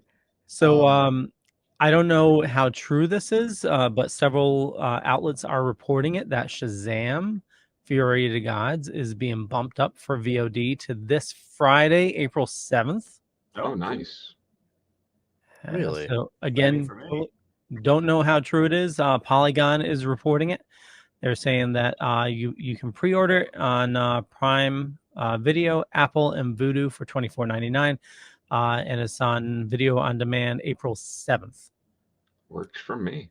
Yeah. Everything I'm That's seeing on is still saying April 17th, April 18th. Yep. So Yeah, that's why I said I'm not sure how true it is, but several outlets are reporting it. So we'll see in a couple days. You know. I guess we Or will. we huh? won't. It's weird though because they usually release such things on Tuesdays. Yeah. Well, no, VODs normally come out like big releases. I said usually. Usually. Well, the Blu-rays are normally Tuesdays. I think. We'll Either find out. We will. And the other thing is Entertainment Weekly was interviewing Fahey, and they asked him, so when you say the pace will change, talking about the MCU, do you mean spacing them out or putting out fewer shows a year? So they're talking about slowing down the MCU. And he says both, I think. So I know a lot of places are reporting that, the MCU is going to be going, slowing down, but that's what it looks like. It's Well, Well, good because they put were it out, taking a like- quantity over quality approach anyway. Yeah, you're putting out what, like 12 shows a year and Cool. at I least love 6 nothing movies. as much as I love like comic books and comic book movies and stuff like that. Like, come on, man. Like, I'm 41. Stop giving me homework. Yeah. This is supposed to It be something I really- do for fun it and became leisure, not hard. like, oh, if I don't, watch all this and pay attention, then one, I'm not going to be able to talk about it, on the show. But secondly, like, I'm going to be lost if I go to the next thing and don't know everything that happened on this because there's going to be 3 things that are peppered in somewhere that are going to affect the next story. No thanks. No need to do that all the time. For real. and they're going to pepper in a story or a movie that you did not want to watch. So for some reason, the MCU is going to make reference to Andor. That would be my fucking luck, dude. Yeah, that would really just blow my hair back. I tell you what, I'd be the luckiest guy in the world if that fucking did it for me. So, Drew, you had a ton of items that you wanted. I'm gonna do my best to move through because I we're trying to be cognizant of time, so I'm gonna do my best to move through some of these quickly, but everything it's current due. So Don't you dare, Carrie. Carrie, we trusted you.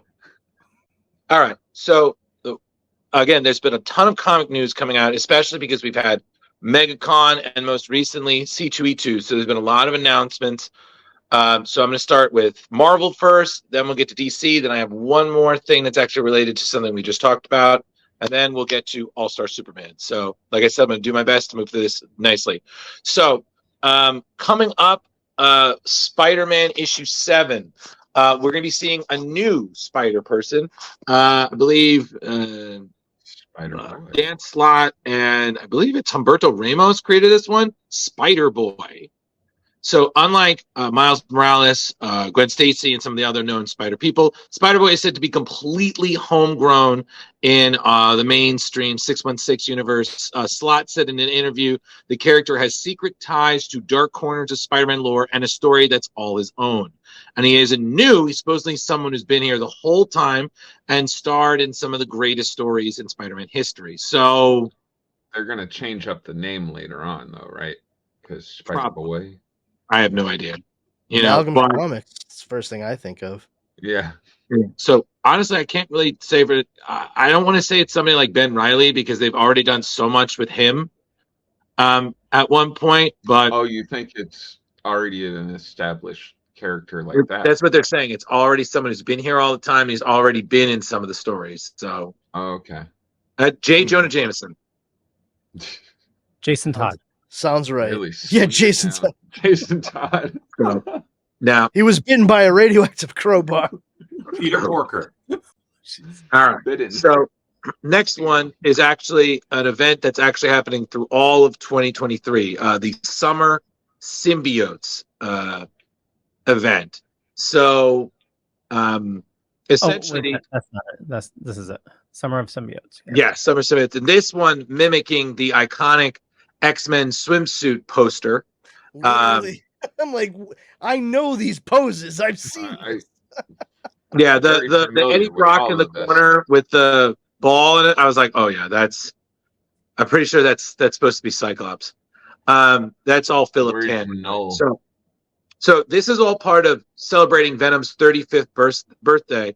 So some books from the Spider-Man publishing line are going to be crossing over. There's going to be limited series and just overall focused on stuff that's primarily a lot of Carnage stuff. Wait, so we're So- trying to make symbiote sexy? Well, no, this is just because it's. I'm the gonna theme guess is- that some of us do, Rich. Not me, but some of So us this out is there. the Summer Symbiotes, Rich. I think it's just they're playing with the theme. It's just it's a. Oh, I love that alien goo costume. All Okay, right, all but right. Well, I Mar- can I see didn't think that. that was a marketing hook, but you never know. it could be, Marvel. Maybe they took a deep dive into the furry universe and they wanted to see if they can replicate it into the Marvel. Okay, universe. cool. I'm going to stop this before it goes any further. Go. So you got so in the series you have Venom and Carnage, of course, and then you have the Red Goblin series, which is still going. Then they're going to be joined by 2 limited series. You have Cult of Carnage, Misery, by Sabir Perzada and Francesco Motorino, which is going to be featuring Liz Allen. That's Normie Osborn's mom.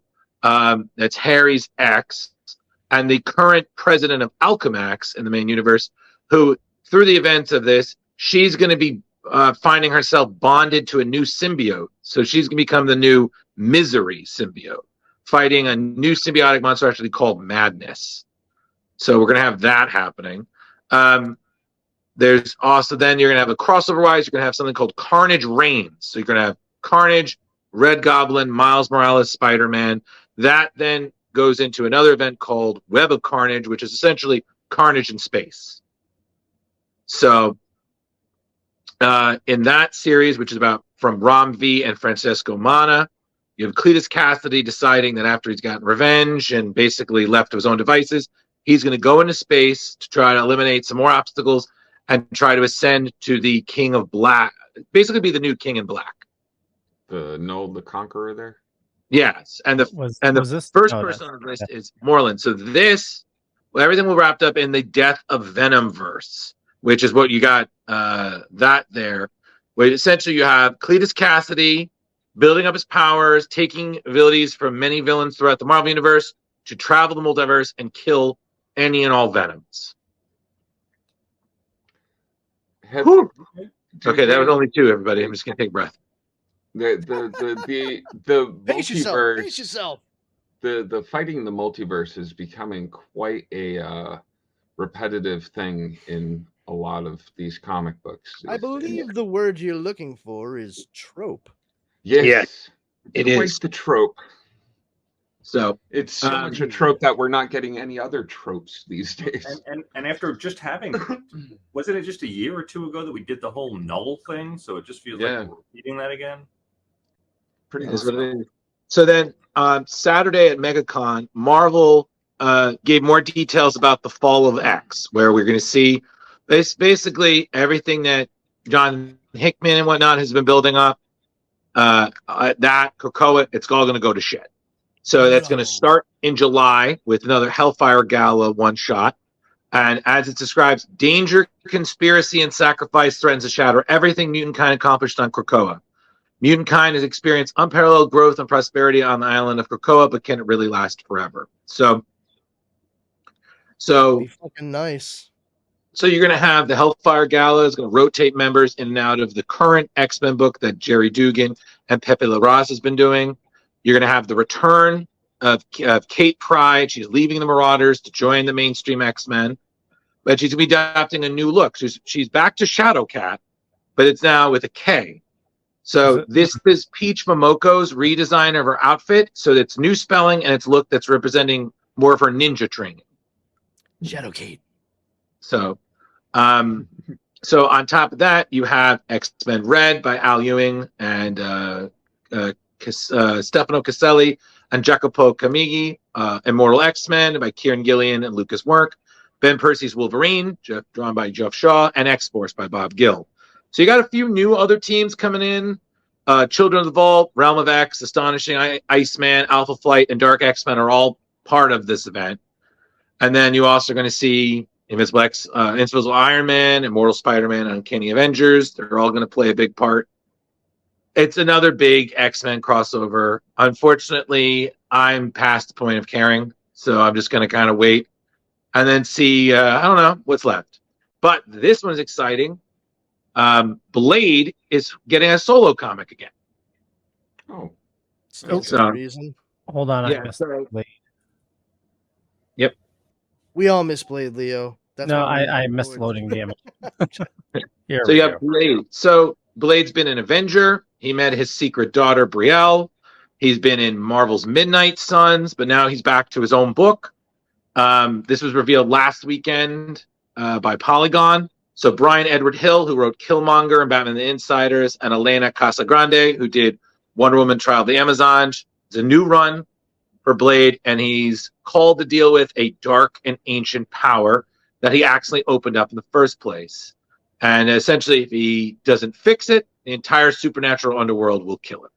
So this is as Hill said, this is an opportunity to explore his history, reveal new aspects of the world, and create a story that's brutal, sexy, and bold as it travels into the world of monsters and magic. That's going to be released this year. And they're talking about, this is a good time for Blade. He's got his solo movie in 2024. He has his daughter has a new book, Bloodline, Daughter of Blade by Danny Lord and Karen S. Darbo. And then, you got his appearance in Midnight Suns. So Blade's making a comeback.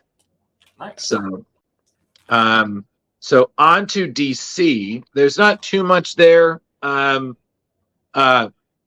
Today we have Adventures of Superboy, John Kent, issue 2 by Tom Taylor and Clayton Henry. So this will be the final showdown between John Kent and Ultraman, which, if some of you might remember, this is a personal battle since the villain imprisoned John for many years in his childhood when he was lost in the multiverse. So it's a 6-issue miniseries. You're going to see Ultraman with a new power to kill different versions of Superman, aka Clark Kent, throughout the multiverse, which is why Val-Zod and the Red Tornadoes, Lois Lane, are essentially going to try to recruit John. So that will then lead into the Injustice tie-in, which should be very exciting, especially. This one for Leo, Bruce Wayne in Batman 134 is still trapped in another Earth's Gotham City. So Chip Zdarsky, Mike Hawthorne, and Adriana Di Benedetto. You have Bruce is taking his new Batman mantle, a new costume in issue 133, but now he comes to face with the Red Mask, which is revealed to be an alternate version of the Joker, whose name is Darwin Holiday. So this is going to serve as the penultimate issue of the series, aka the Batman of Gotham, which will then wrap in the oversized Batman 135, which is the 900th issue of Batman.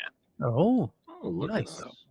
Yeah, Is so that- you got is that that going. Is that alternate universe true, or is that canon with the alternate Joker there? So what? Yeah, what Leo, happened- answer that for me. Yep. Leo, So what happened after Batman fell from the moon? He landed from the moon. He did He not land- fall. Yeah. yes. Yeah. he landed free falling from the moon. There you go. That same issue, he was then.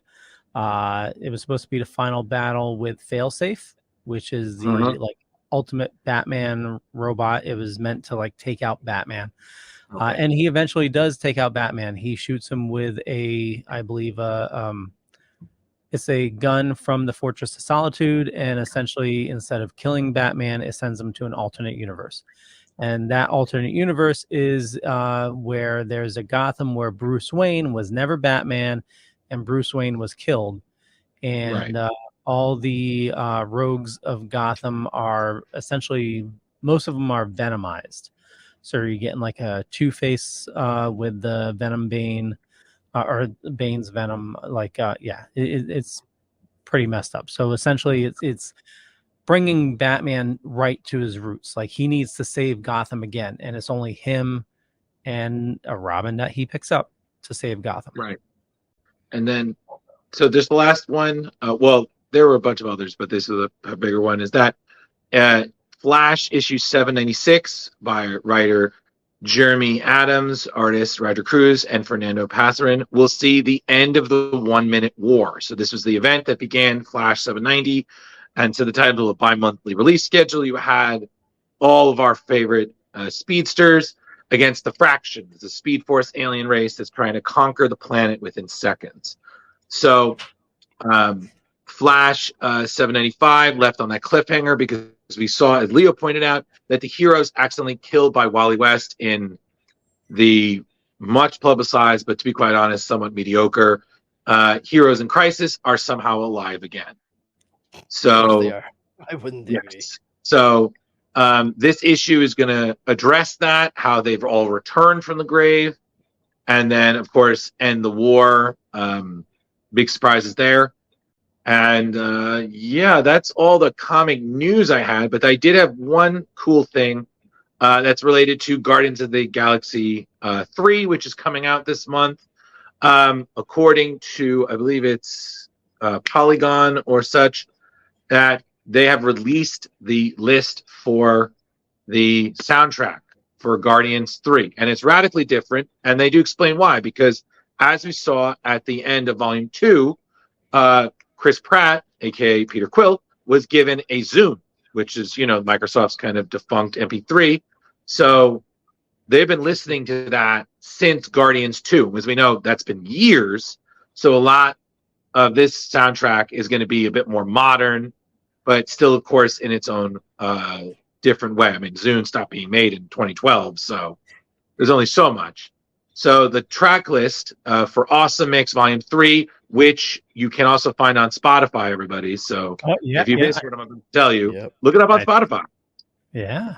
So you have Radiohead, Creeps, Acoustic, Heart, Crazy on You, Rainbows, Since You've Been Gone, Space Hogs, In the Meantime, Earth, Wind, and Fire, Reasons, The Flaming Lips, Do You Realize, Faith No More, We Care a Lot, Ehamak, Kanu No Carnival from the Minute Waltz, Alice Cooper's I'm Always Chasing Rainbows, Mowgli, San Francisco, X, Poor Girl, The, This Is the Day, Beastie Boys, No Sleep Till Brooklyn, Florence and the Machine, Dog Days Are Over, and Bruce Springsteen's Badlands. This is not it, because those and also Come and Get Your Love by Redbone again. Apparently. Come and get your love. So that's all the news I had for everybody. Lot happening in the Marvel world, some things happening in DC, and some sweet new tunes to enjoy your work week. So that's all I had. Let's get to the compare. I wonder if they'll re-release the Zune for Guardians. Microsoft can fucking wish.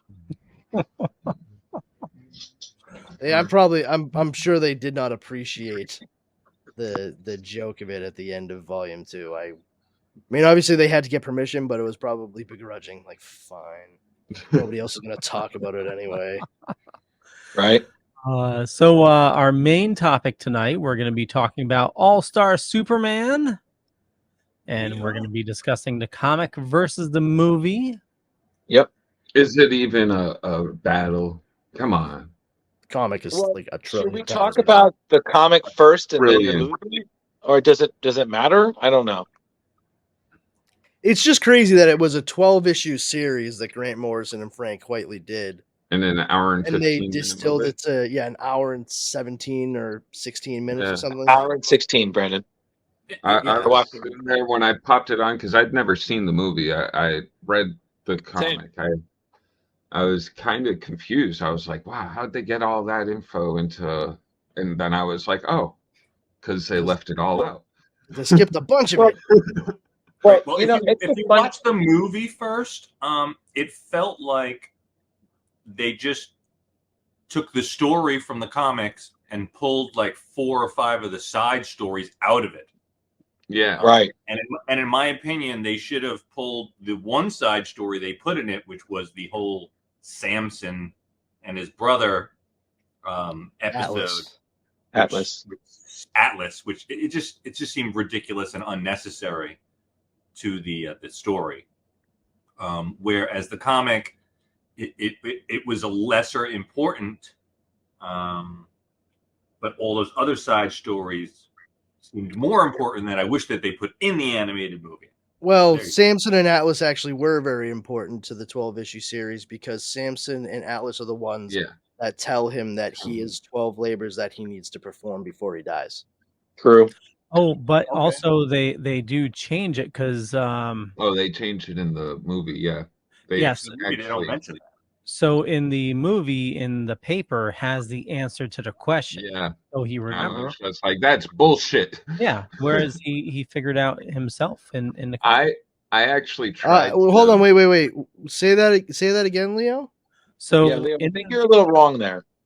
No. So hold on, I want to hear it again. Okay, so in the movie, they show him the newspaper, and the newspaper has the answer to the question. To the Sphinx question. To the Sphinx question. The hyper. Well, the Ultra Sphinx. That's in the comic book as well. It's an advertisement. It's an advertisement in a circular that blows by in the wind in one of the final panels on the bottom of the page in that issue. It's true. Okay. I do not have this comic book open in front of me. I am telling you from memory right now. No, he's right. It's a car advertisement. See, I was looking at the newspaper that they show.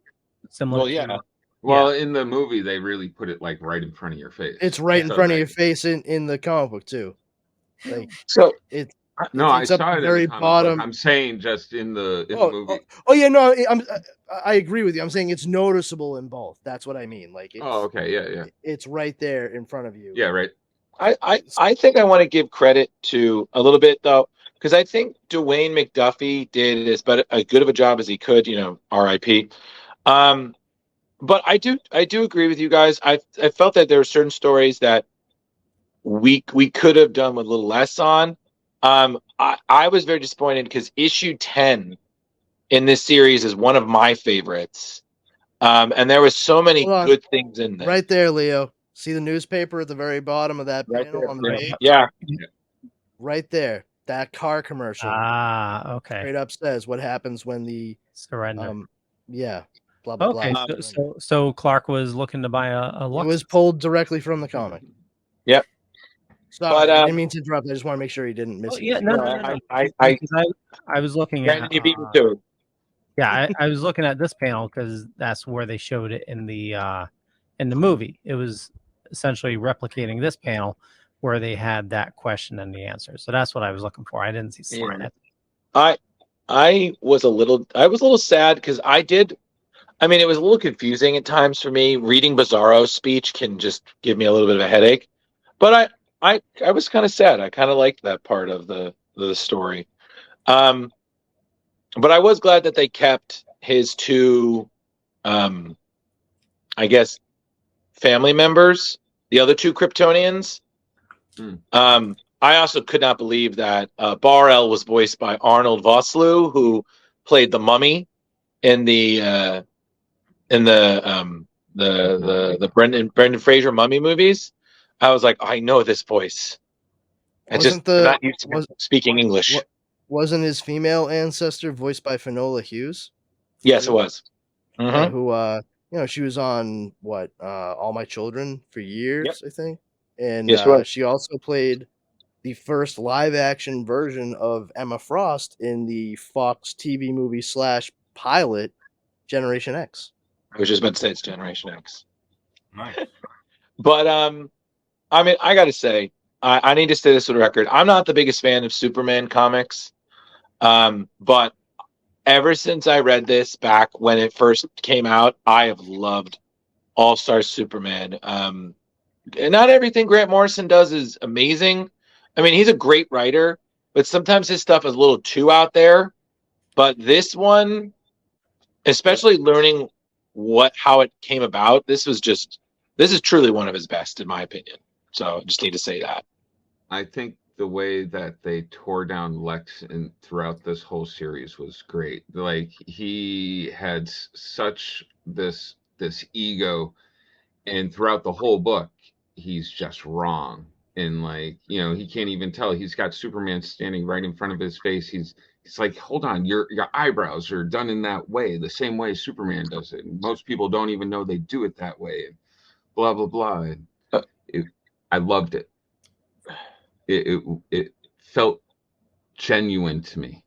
Mm-hmm. A genuine representation of Lex Luthor. Just this guy that, he is smart, educated, very,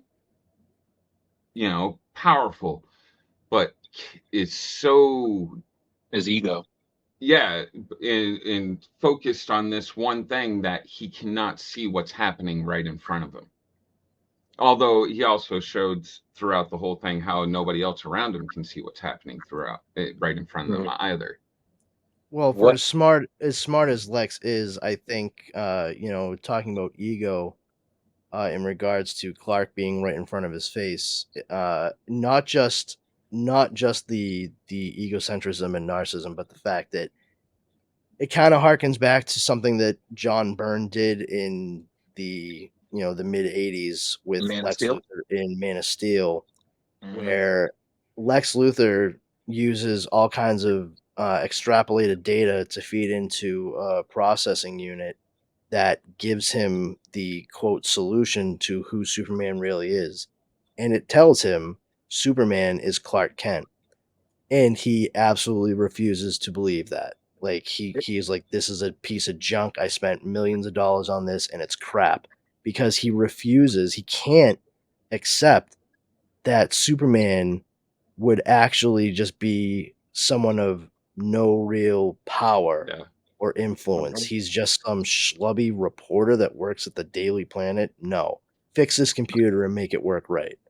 And I think that same kind of thing is at play. Like, he could not honestly accept the fact that Superman wouldn't be some powerhouse outside of just also being a superhero. Like, because what he would do with that power is be despotic.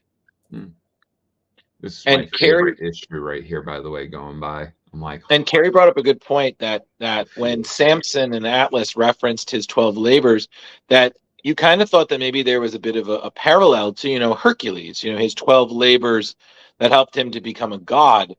But, of course, that kind of got set to the wayside in the movie. And now, again, an animated movie, unfortunately, you can't, until Dark Knight Returns came out, I feel like All-Star Superman could have really benefited from being a two-parter, because each story was really critical to really understanding. And it's funny because the point of the All-Star universe was that it was to be its own stories outside of continuity, kind of like a wayward cousin of Brandon of the much-loved Elseworlds.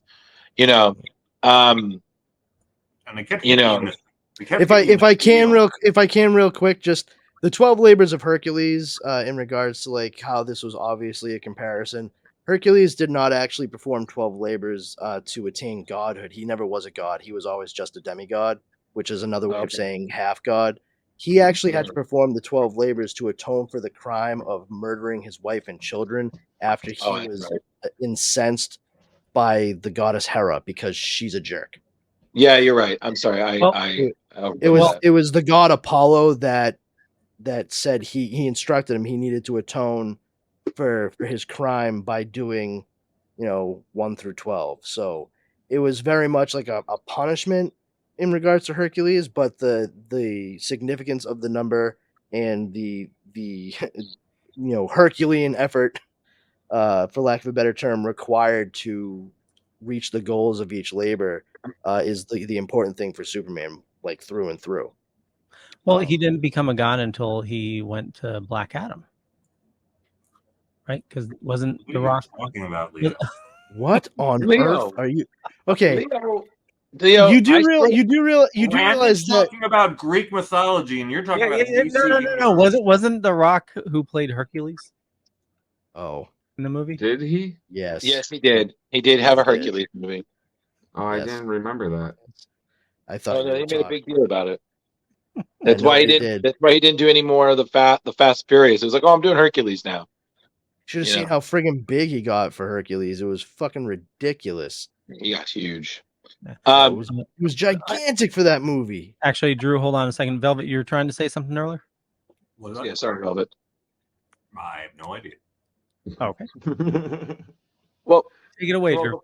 before I ask anything, Velvet, I did want to know what you thought. You know, you have a little bit more knowledge of older comics than I did, and this was kind of made to emulate Silver Age comics. So did you feel it? Did you feel that vibe? A little bit. For me, like you, Drew, I am not a huge Superman comic lover. I did really love the excuse me, as Brandon had mentioned, the Byrne era of the Action comics in the I believe it was mid to late '80s. But other than that, this story definitely kept hitting you in the feels. Like when the Superman from the future that had his face bandaged up, and we didn't know who he was, and it turned out it was just a younger version who he just wanted to see his paw one more time. Yeah, and it killed. Yeah, and then of course at the ending, and you know there was sadness and redemption, but man, this has got to be one of my favorite like top 3 Superman stories of all time. So how tough has that got to be where you know what's going to happen and you still you can't do anything about it, you just have to let it happen. I mean, that goes to show more of the qualities of Superman, like the strength of his character Yeah. that's been showing through for 60 some odd years, so or 80, longer 80, than that. 80, almost 85. Thank you, 85. Yes, the 40s, right? 1938. 38. Okay. Yeah, and honestly, it was just like again, like the Silver Age, like even especially with what Leo's just having, where I was looking at now, when he went to the Underverse and he's in the Bizarro universe. I mean, we're so used to seeing Bizarros, but then we see a Zabaro, we see an intelligent Superman clone who's trapped in this world, and it was just heartbreaking because he realized he couldn't leave. Yeah, he's a bizarro. Like right. And even interesting, the side characters really stay true to their originality. Like Jimmy Olsen, even though they did the modern twist where he was a little bit of a cross-dresser. I thought he was funny throughout the whole thing. I mean, I didn't get that from the comic. I thought he was just... He was doing his whole, like, for a day thing. So, Oh, I thought he was just expressing himself in different ways, and that was just in the cartoon they do that, where it's like where Steve Lombard's like, hey, what's your thing? What are you covering today? And Jimmy's like, covering, it's like, okay, so he's just wearing a dress and heels. But when we see him in the comic, he's trying on a bunch of different outfits because he's talking about like the projects that he's going to be working on. And then he's like, oh, I have to get ready to go do my 4 a day with Quintum. And that's when he scoots off. Apart from the aesthetic, right before we came on the show, I was actually watching some of the episodes of The Adventures of Superman, and 2 or 3 of them had Jimmy Olsen in it. Boy's character is the same, so that really stays true to that, like you were saying, Drew, the Silver Age feel of him, even though they were doing a modern twist. I guess that was my long way to get to a short point. Well, I'm sorry, go ahead. No, Brandon, no, please. You're the super expert, so you have the Kryptonian crystal. The entire 12-issue series is a love letter to the Silver Age era of Superman, with just little smatterings of some of the lore that has kind of seeped into the character of Superman since like the John Byrne era. For example, the Lex Luthor that we see in this story, he is a great combination of that, egotistical, egomaniacal, mad scientist Lex Luthor of the Silver Age, combined with the ruthless businessman of John Byrne's Man of Steel, and then moving forward into Superman and Adventures of Superman and so on and so forth. Right. And same thing with the idea of Parasite. I mean, that Parasite is who he is. Like he sucks power and energy from people, kills them, whatever. Goes after Superman because he's a renewable resource. But the monstrosity of Parasite, it's actually like pulled from the modern age of comics after Superman. He started to grow too much. His body kind of started doing what happens in this story after he comes back from the dead. And it's a thing called power surge. He literally grows to like 12 feet, and he's like as wide as a barn. And they use Parasite, Rudy Jones, like who's just regular skinny purple Rudy Jones, and he siphons off as much excess energy from Superman as possible to help save his life. And in doing so, he turns into the monstrous parasite that we've seen. That we've seen for years since. But they really were. Grant Morrison was really going through and visiting the goofier aspects, but rooting it in the super science stuff that he loves to pepper into a lot of his stories. Very, very similar in style and approach to like Warren Ellis. Yeah. And the thing about Grant Morrison is they are so good at characterization, even in the weirdest of moments. Even if it's not a story that's particularly for you, you can't deny that the characters are well written. Yeah. The guy, they did such a great job coming over with Vertigo in the 80s, and it's really interesting for me to see how much love they clearly have for this era of comic books, the 60s, where Superman was at his goofiest, but also the brightest and at the absolute zenith of popularity across so many different mediums in that era. And to be able to pull from that and make this all-star distillation is really impressive without losing a sense of the core of the character. It's not all trope. It's taking those tropes from the 60s and making them make sense in a modern story. And that's why you can go within 12 issues from him, being stuck on a bizarro world with a bizarro and making his way out to this scene that we have before us right now. Wait, yeah. So issue, like I was saying before, and there's a few points that I wanted to address. First thing is, I don't know what it is, but rewatching it, I just got really kind of grossed out with how Frank Quitely drew Parasite at one point. I don't know what it is. It's just like, it's the way that he draws the folds as he goes. I don't know. Something about it just got me really grossed out for a minute. I was like, oh God. That seems to me like he did his job then. Yeah. Indeed he did, because I was just like, oh, geez. So, and Brandon, I very much agree a lot on what you were saying. Like, and I've read a lot of Morrison's work from when he was doing New X-Men with Marvel to Earth 2, a lot of this stuff, and ended up being many collaborations with Frank Quitely, which is why I think that they work so well together. They already got that relationship down. But issue 10 is my favorite issue in this whole thing for two reasons. The scene that we're seeing right here is literally considered one of the best Superman moments, I think, in the last 20 years. And it's just one page, and correct me if I'm wrong, but that's 5 panels, and it just speaks testaments to Superman as a symbol, as a character, and it's just amazing. And again, Before we get to these 5 panels, we see that there's a guy on a bridge on the phone. There's no context given at that point, and then there's a disaster, and Leo, you're moving way too fast, man. Yeah, No, way no, too I fast. was trying to get to that section. Why is this so big? One more, Leo. There we go. Right there. That guy right there. I got held up. No, don't put down the phone, Yeah. Don't put down the phone, Reagan. Just stay in the apartment. You have to believe me. I'm on my way. And then if you go forward just a couple pages where you see Superman's using his super hearing, it's on the bottom part of the page. Right here. Right here. You can see right here where it says, don't put down the phone. Reagan, oh my God, I'm on my way. That's still the same guy. And then he says, I have to go, Lois. Someone needs me.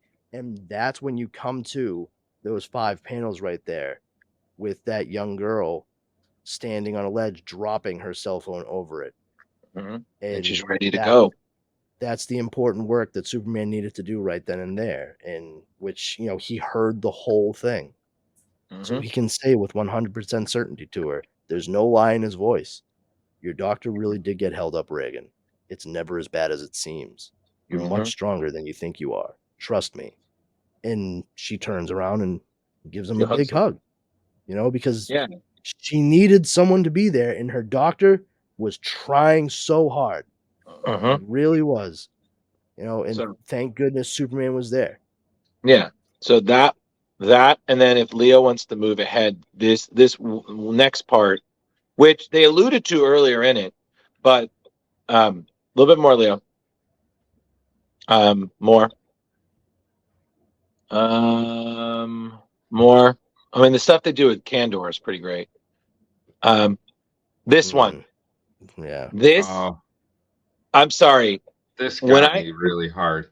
Because when I read this the first time, I didn't catch this. It was around the third time, I think, I read it as I realized what the scope of this is.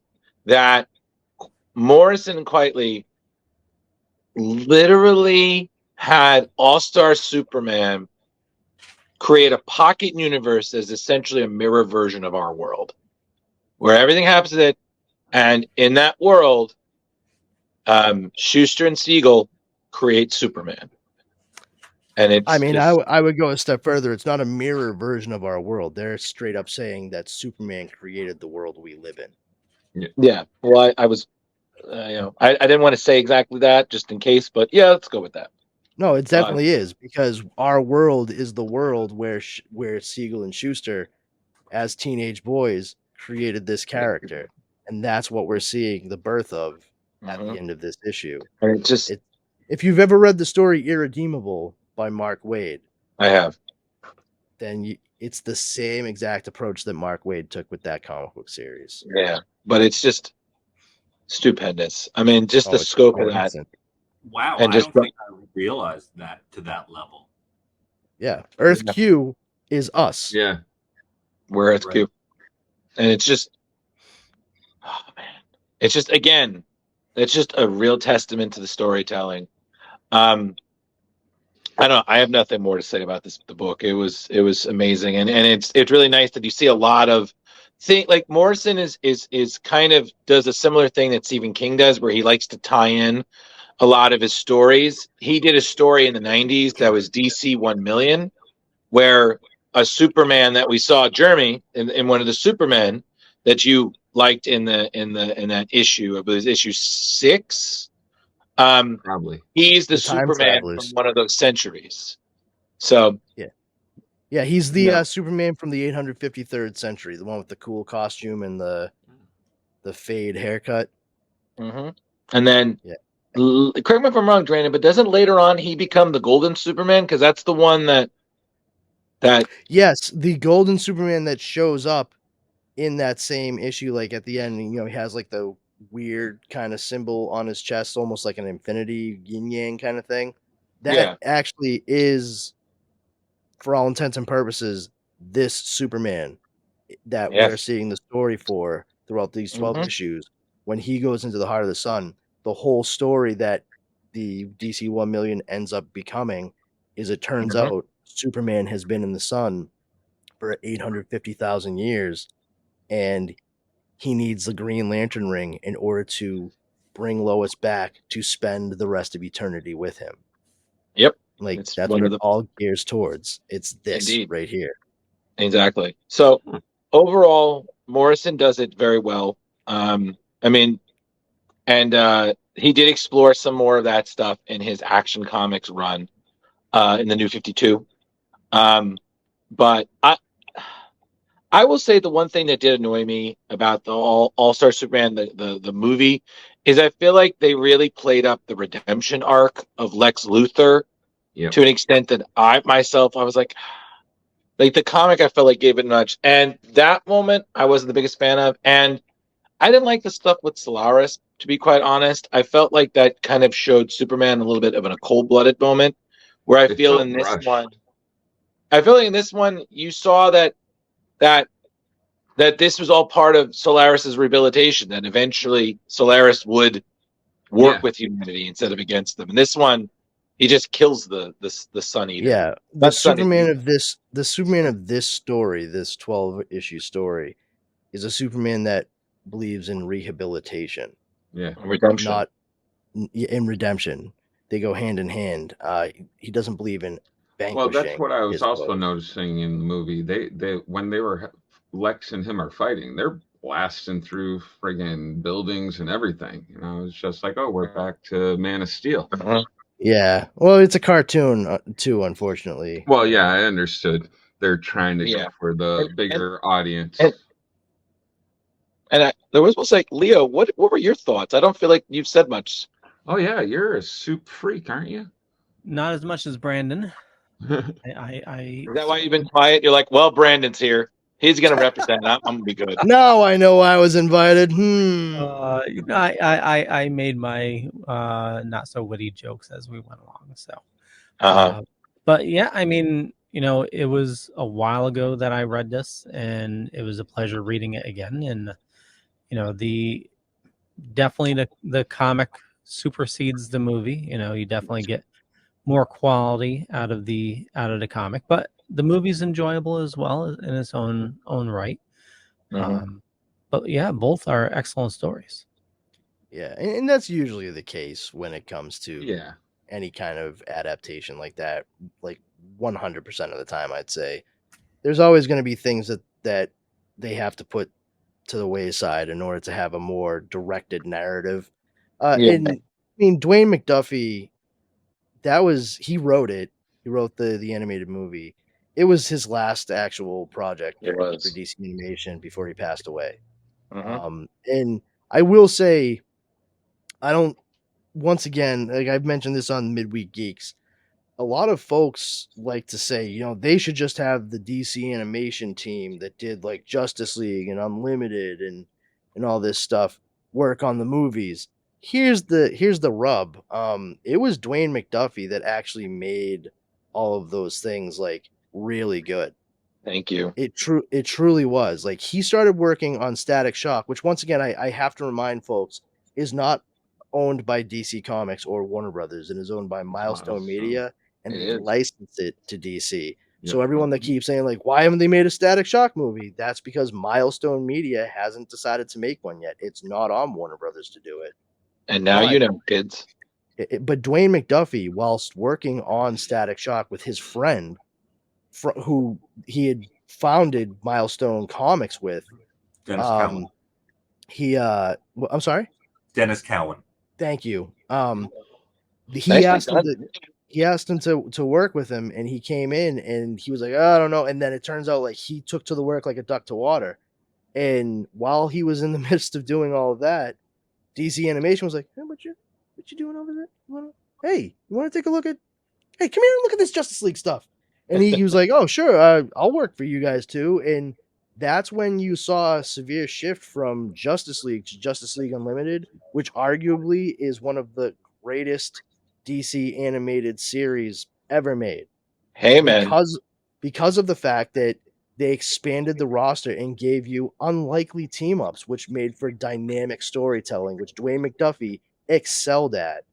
And, he looked at the comic, he picked from it what would give the most direct narrative. I understood it watching the animated movie. There are parts, sure, as a comic book nerd, I was a little, I would have really liked to see this. But if I didn't know any different, it wouldn't have bothered me.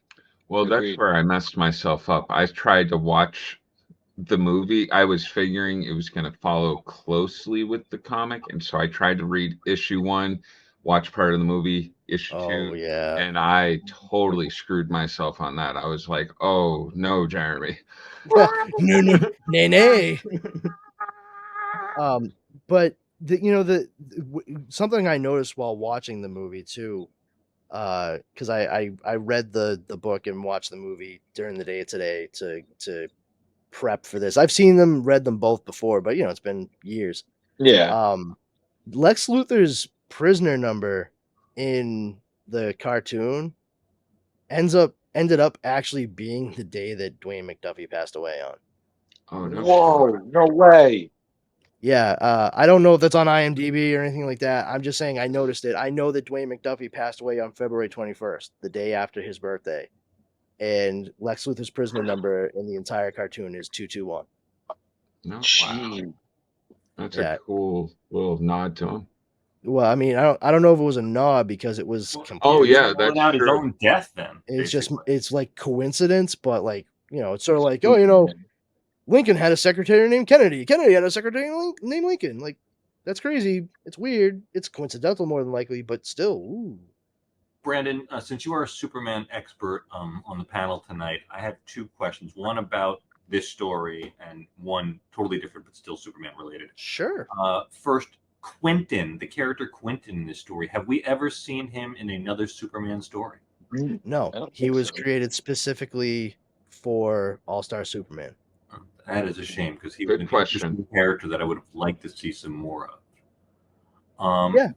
The second is the character that is in the Legion of the Superheroes that is Kryptonian and has the same powers as Superman. Are they related? Mon-El. Are you talking about Mon-El / Mon-El. Valor? Yes, thank you. Here's the thing. No, technically, no, okay, they're not actually related. He was a character that was created to fill the void of Superboy no longer existing after Crisis on Infinite Earths in the 80s. Okay. They needed somebody to fill the vacuum in the Legion of Superheroes.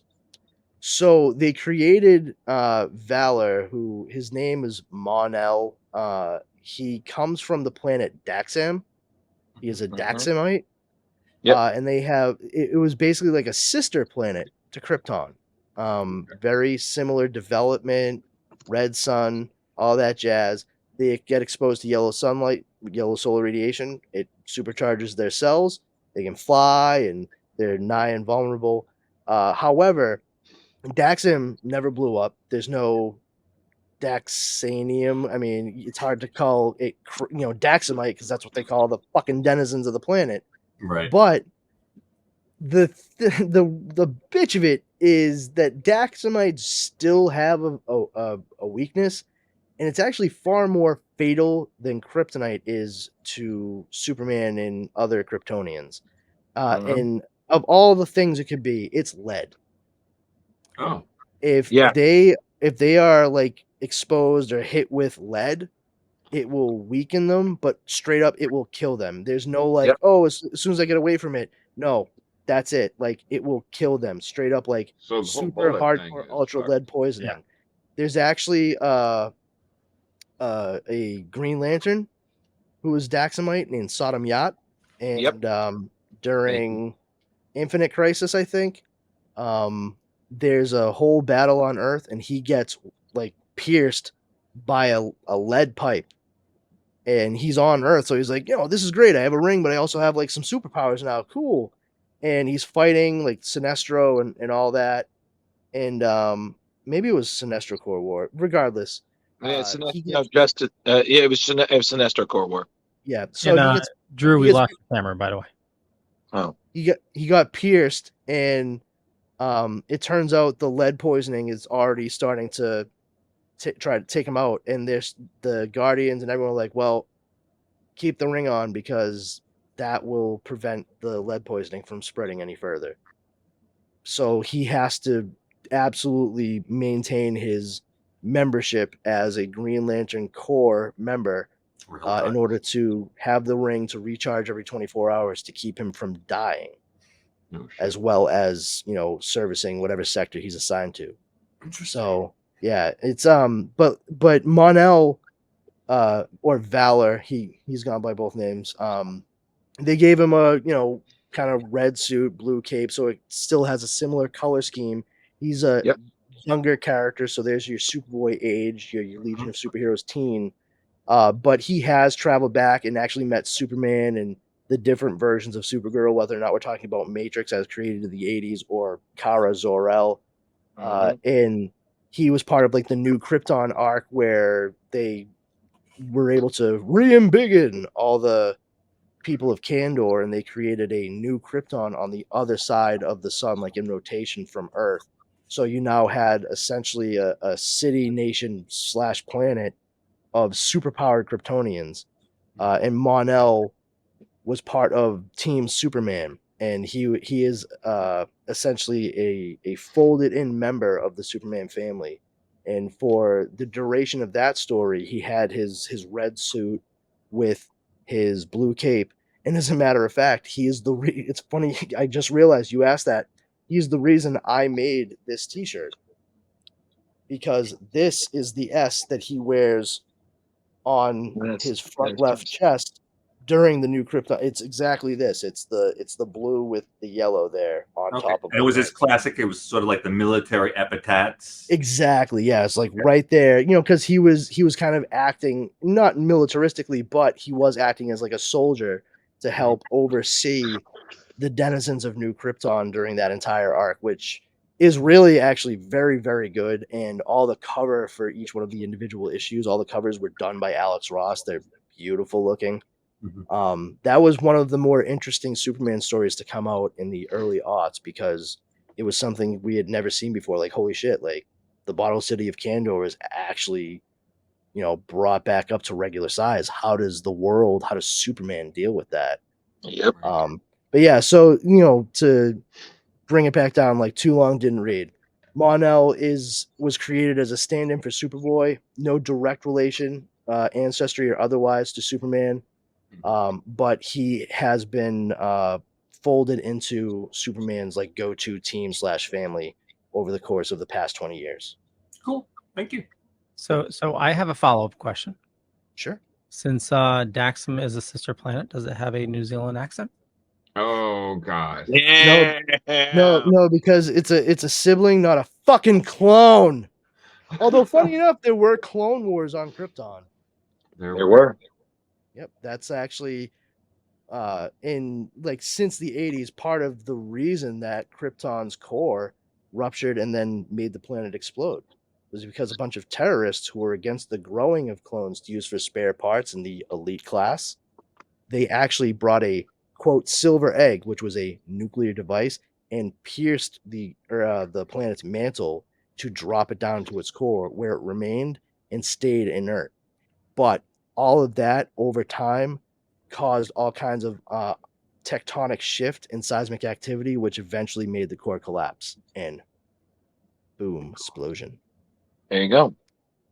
Yeah, it was like 100,000 years from the point that they did that. So, and from what I do understand, none of the Kryptonian clones had New Zealand accents, but it would track. Well, there we go. Like you said, boom goes the kryptonite. And then it exploded. Exploded. Well then, so Leo, I think we're kind of good. Do you want to wrap everything up? Yeah, I think Yeah. we made it to the end Do of the show. we want to rate these bad boys? Sure. We do. So Velvet, why don't you kick it off? All right. So if we're going to talk about the movie, I'm going to give it a 3.8. But if we're talking the book, I'm going to give it a 4.75. Ooh. Jar Jar.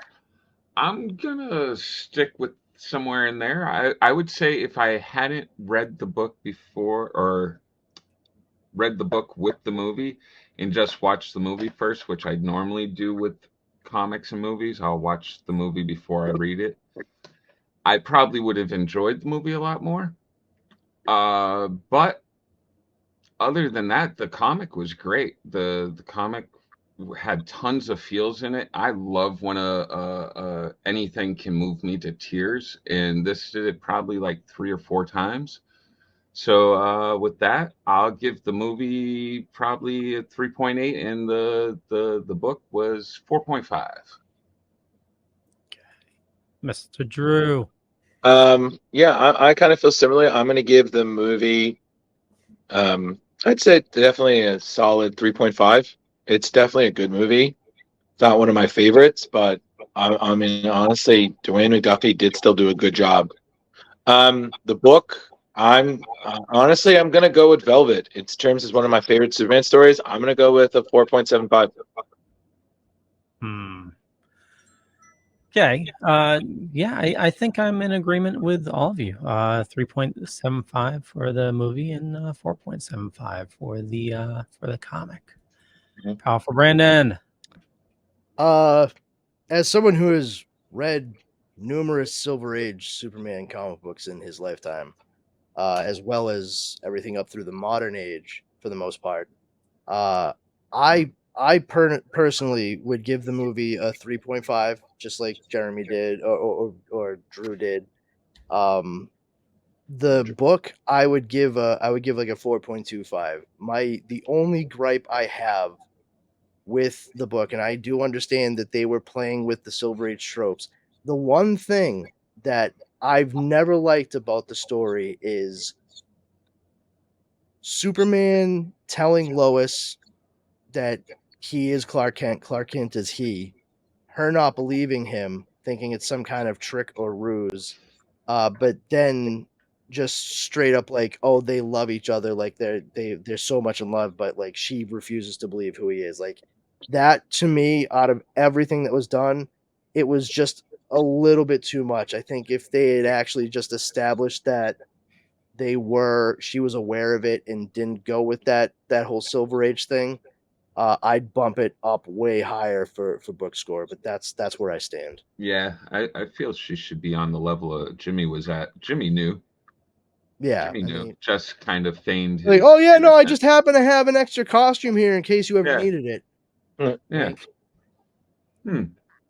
Jimmy was a pretty savvy dude in this, and that's the thing is like Lois is so smart and capable in so many things.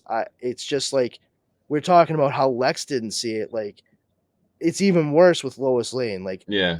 that's not even ego. They're just writing her to be as kinda- dumb as she was in the Silver Age comics, and I don't appreciate that just because like I like smart, capable, helpful, in on it Lois Lane. Yeah. You know, I prefer my Lois to be partner with Clark through and through, as opposed to Superman is who she likes and Clark is just some dude she puts up with. That I don't view Superman as a character like that. He is Clark Kent, and Superman is what he can do. There's Right. a subtle difference. So if they had just done that, I'd rate it higher. But it's still an excellent story, 100%. Right. Like it's great. Okay. All right. Yeah. Well, with that note, we will wrap things up. I want to thank everybody for watching this fine evening. Or if you're catching it on the YouTubes, watching it, whatever it was, not the evening, during the day. I don't know. Anyway, my name's Leo. You can find me, just Google me. But I run the Dorkening Podcast Network. Head on over to thedorkening.com. You can find all the shows there. A lot of awesome people doing a lot of awesome stuff, including all of these fine gentlemen here. I do a couple other shows during the week. You can find me on the Dork Night, and there's another show Brandon will tell you about as well. Also here, Splash Pages, Midweek Geeks, and also Still Token With. And we'll throw it on over to Velvet. Hey guys, it's your man Velvet J with another great show, and I forgot to mention I'm really excited about 2 Terrificon guests that were announced today. Number 1, Ryan Otley from Invincible, which is a great artist and writer and creator, and also my boyfriend John Glover. Can't wait to see you, John. Miss you, boy. Looking good. Mr. Drew. I'm sorry. You guys all weren't there for what I saw. So it's very true. Him and John very much definitely clowns in love. Hi everybody. I'm Drew. When I'm not figuring out what to do with this mustache, you can find me on Facebook. I'm Ghostbuster 1984 on Instagram. I write things for Screen Rant Comics. You'll definitely be seeing a lot more of me as I finally have broken through my writer's block. So that's good. I'm here. I'm on any show I hear that says, "Hey, do you want to guest?" I'm like, "Why not?" That's I the read spirit. comics. Yeah, I know, right? I read comics. I talk about comics. And I don't like pineapple. Don't like shit. I know, right? Okay. Hey, come check out the Comic Book Lovers Buy, Sell, Trade, and Auction House on Facebook. And check out Midweek Geeks. I'm not sure if we're doing an episode this week, but check it out next Yep, week. we are. If we're not doing. Oh, we are doing it. Okay. We're doing one. Yep. All right. And Splash Pages next week at 8. Midweek Geeks tomorrow at 9. And then whatever else I show up on. And Jeremy Courtney on Facebook if you want to come be a friend. Won't you be my friend? I need friends. Would you be my neighbor? Hi, everyone. My name is Brandon Powers, a.k.a. Powerful Brandon. Leo mentioned a couple of the shows that we do. One of them is The Dork Night. We do that with our friend Justin Cooper here on the network. That's where we discuss and dissect all things Batman. The sister show, I guess you could call to that we do is Comics Paradox. It's Leo, Justin, and myself again, in which we discuss what ifs and Elseworlds, all kinds of different alternate reality tales and takes on characters and stories that you may already know and love. Such story arcs like Age of Apocalypse or Amalgam Comics, things of those ilk.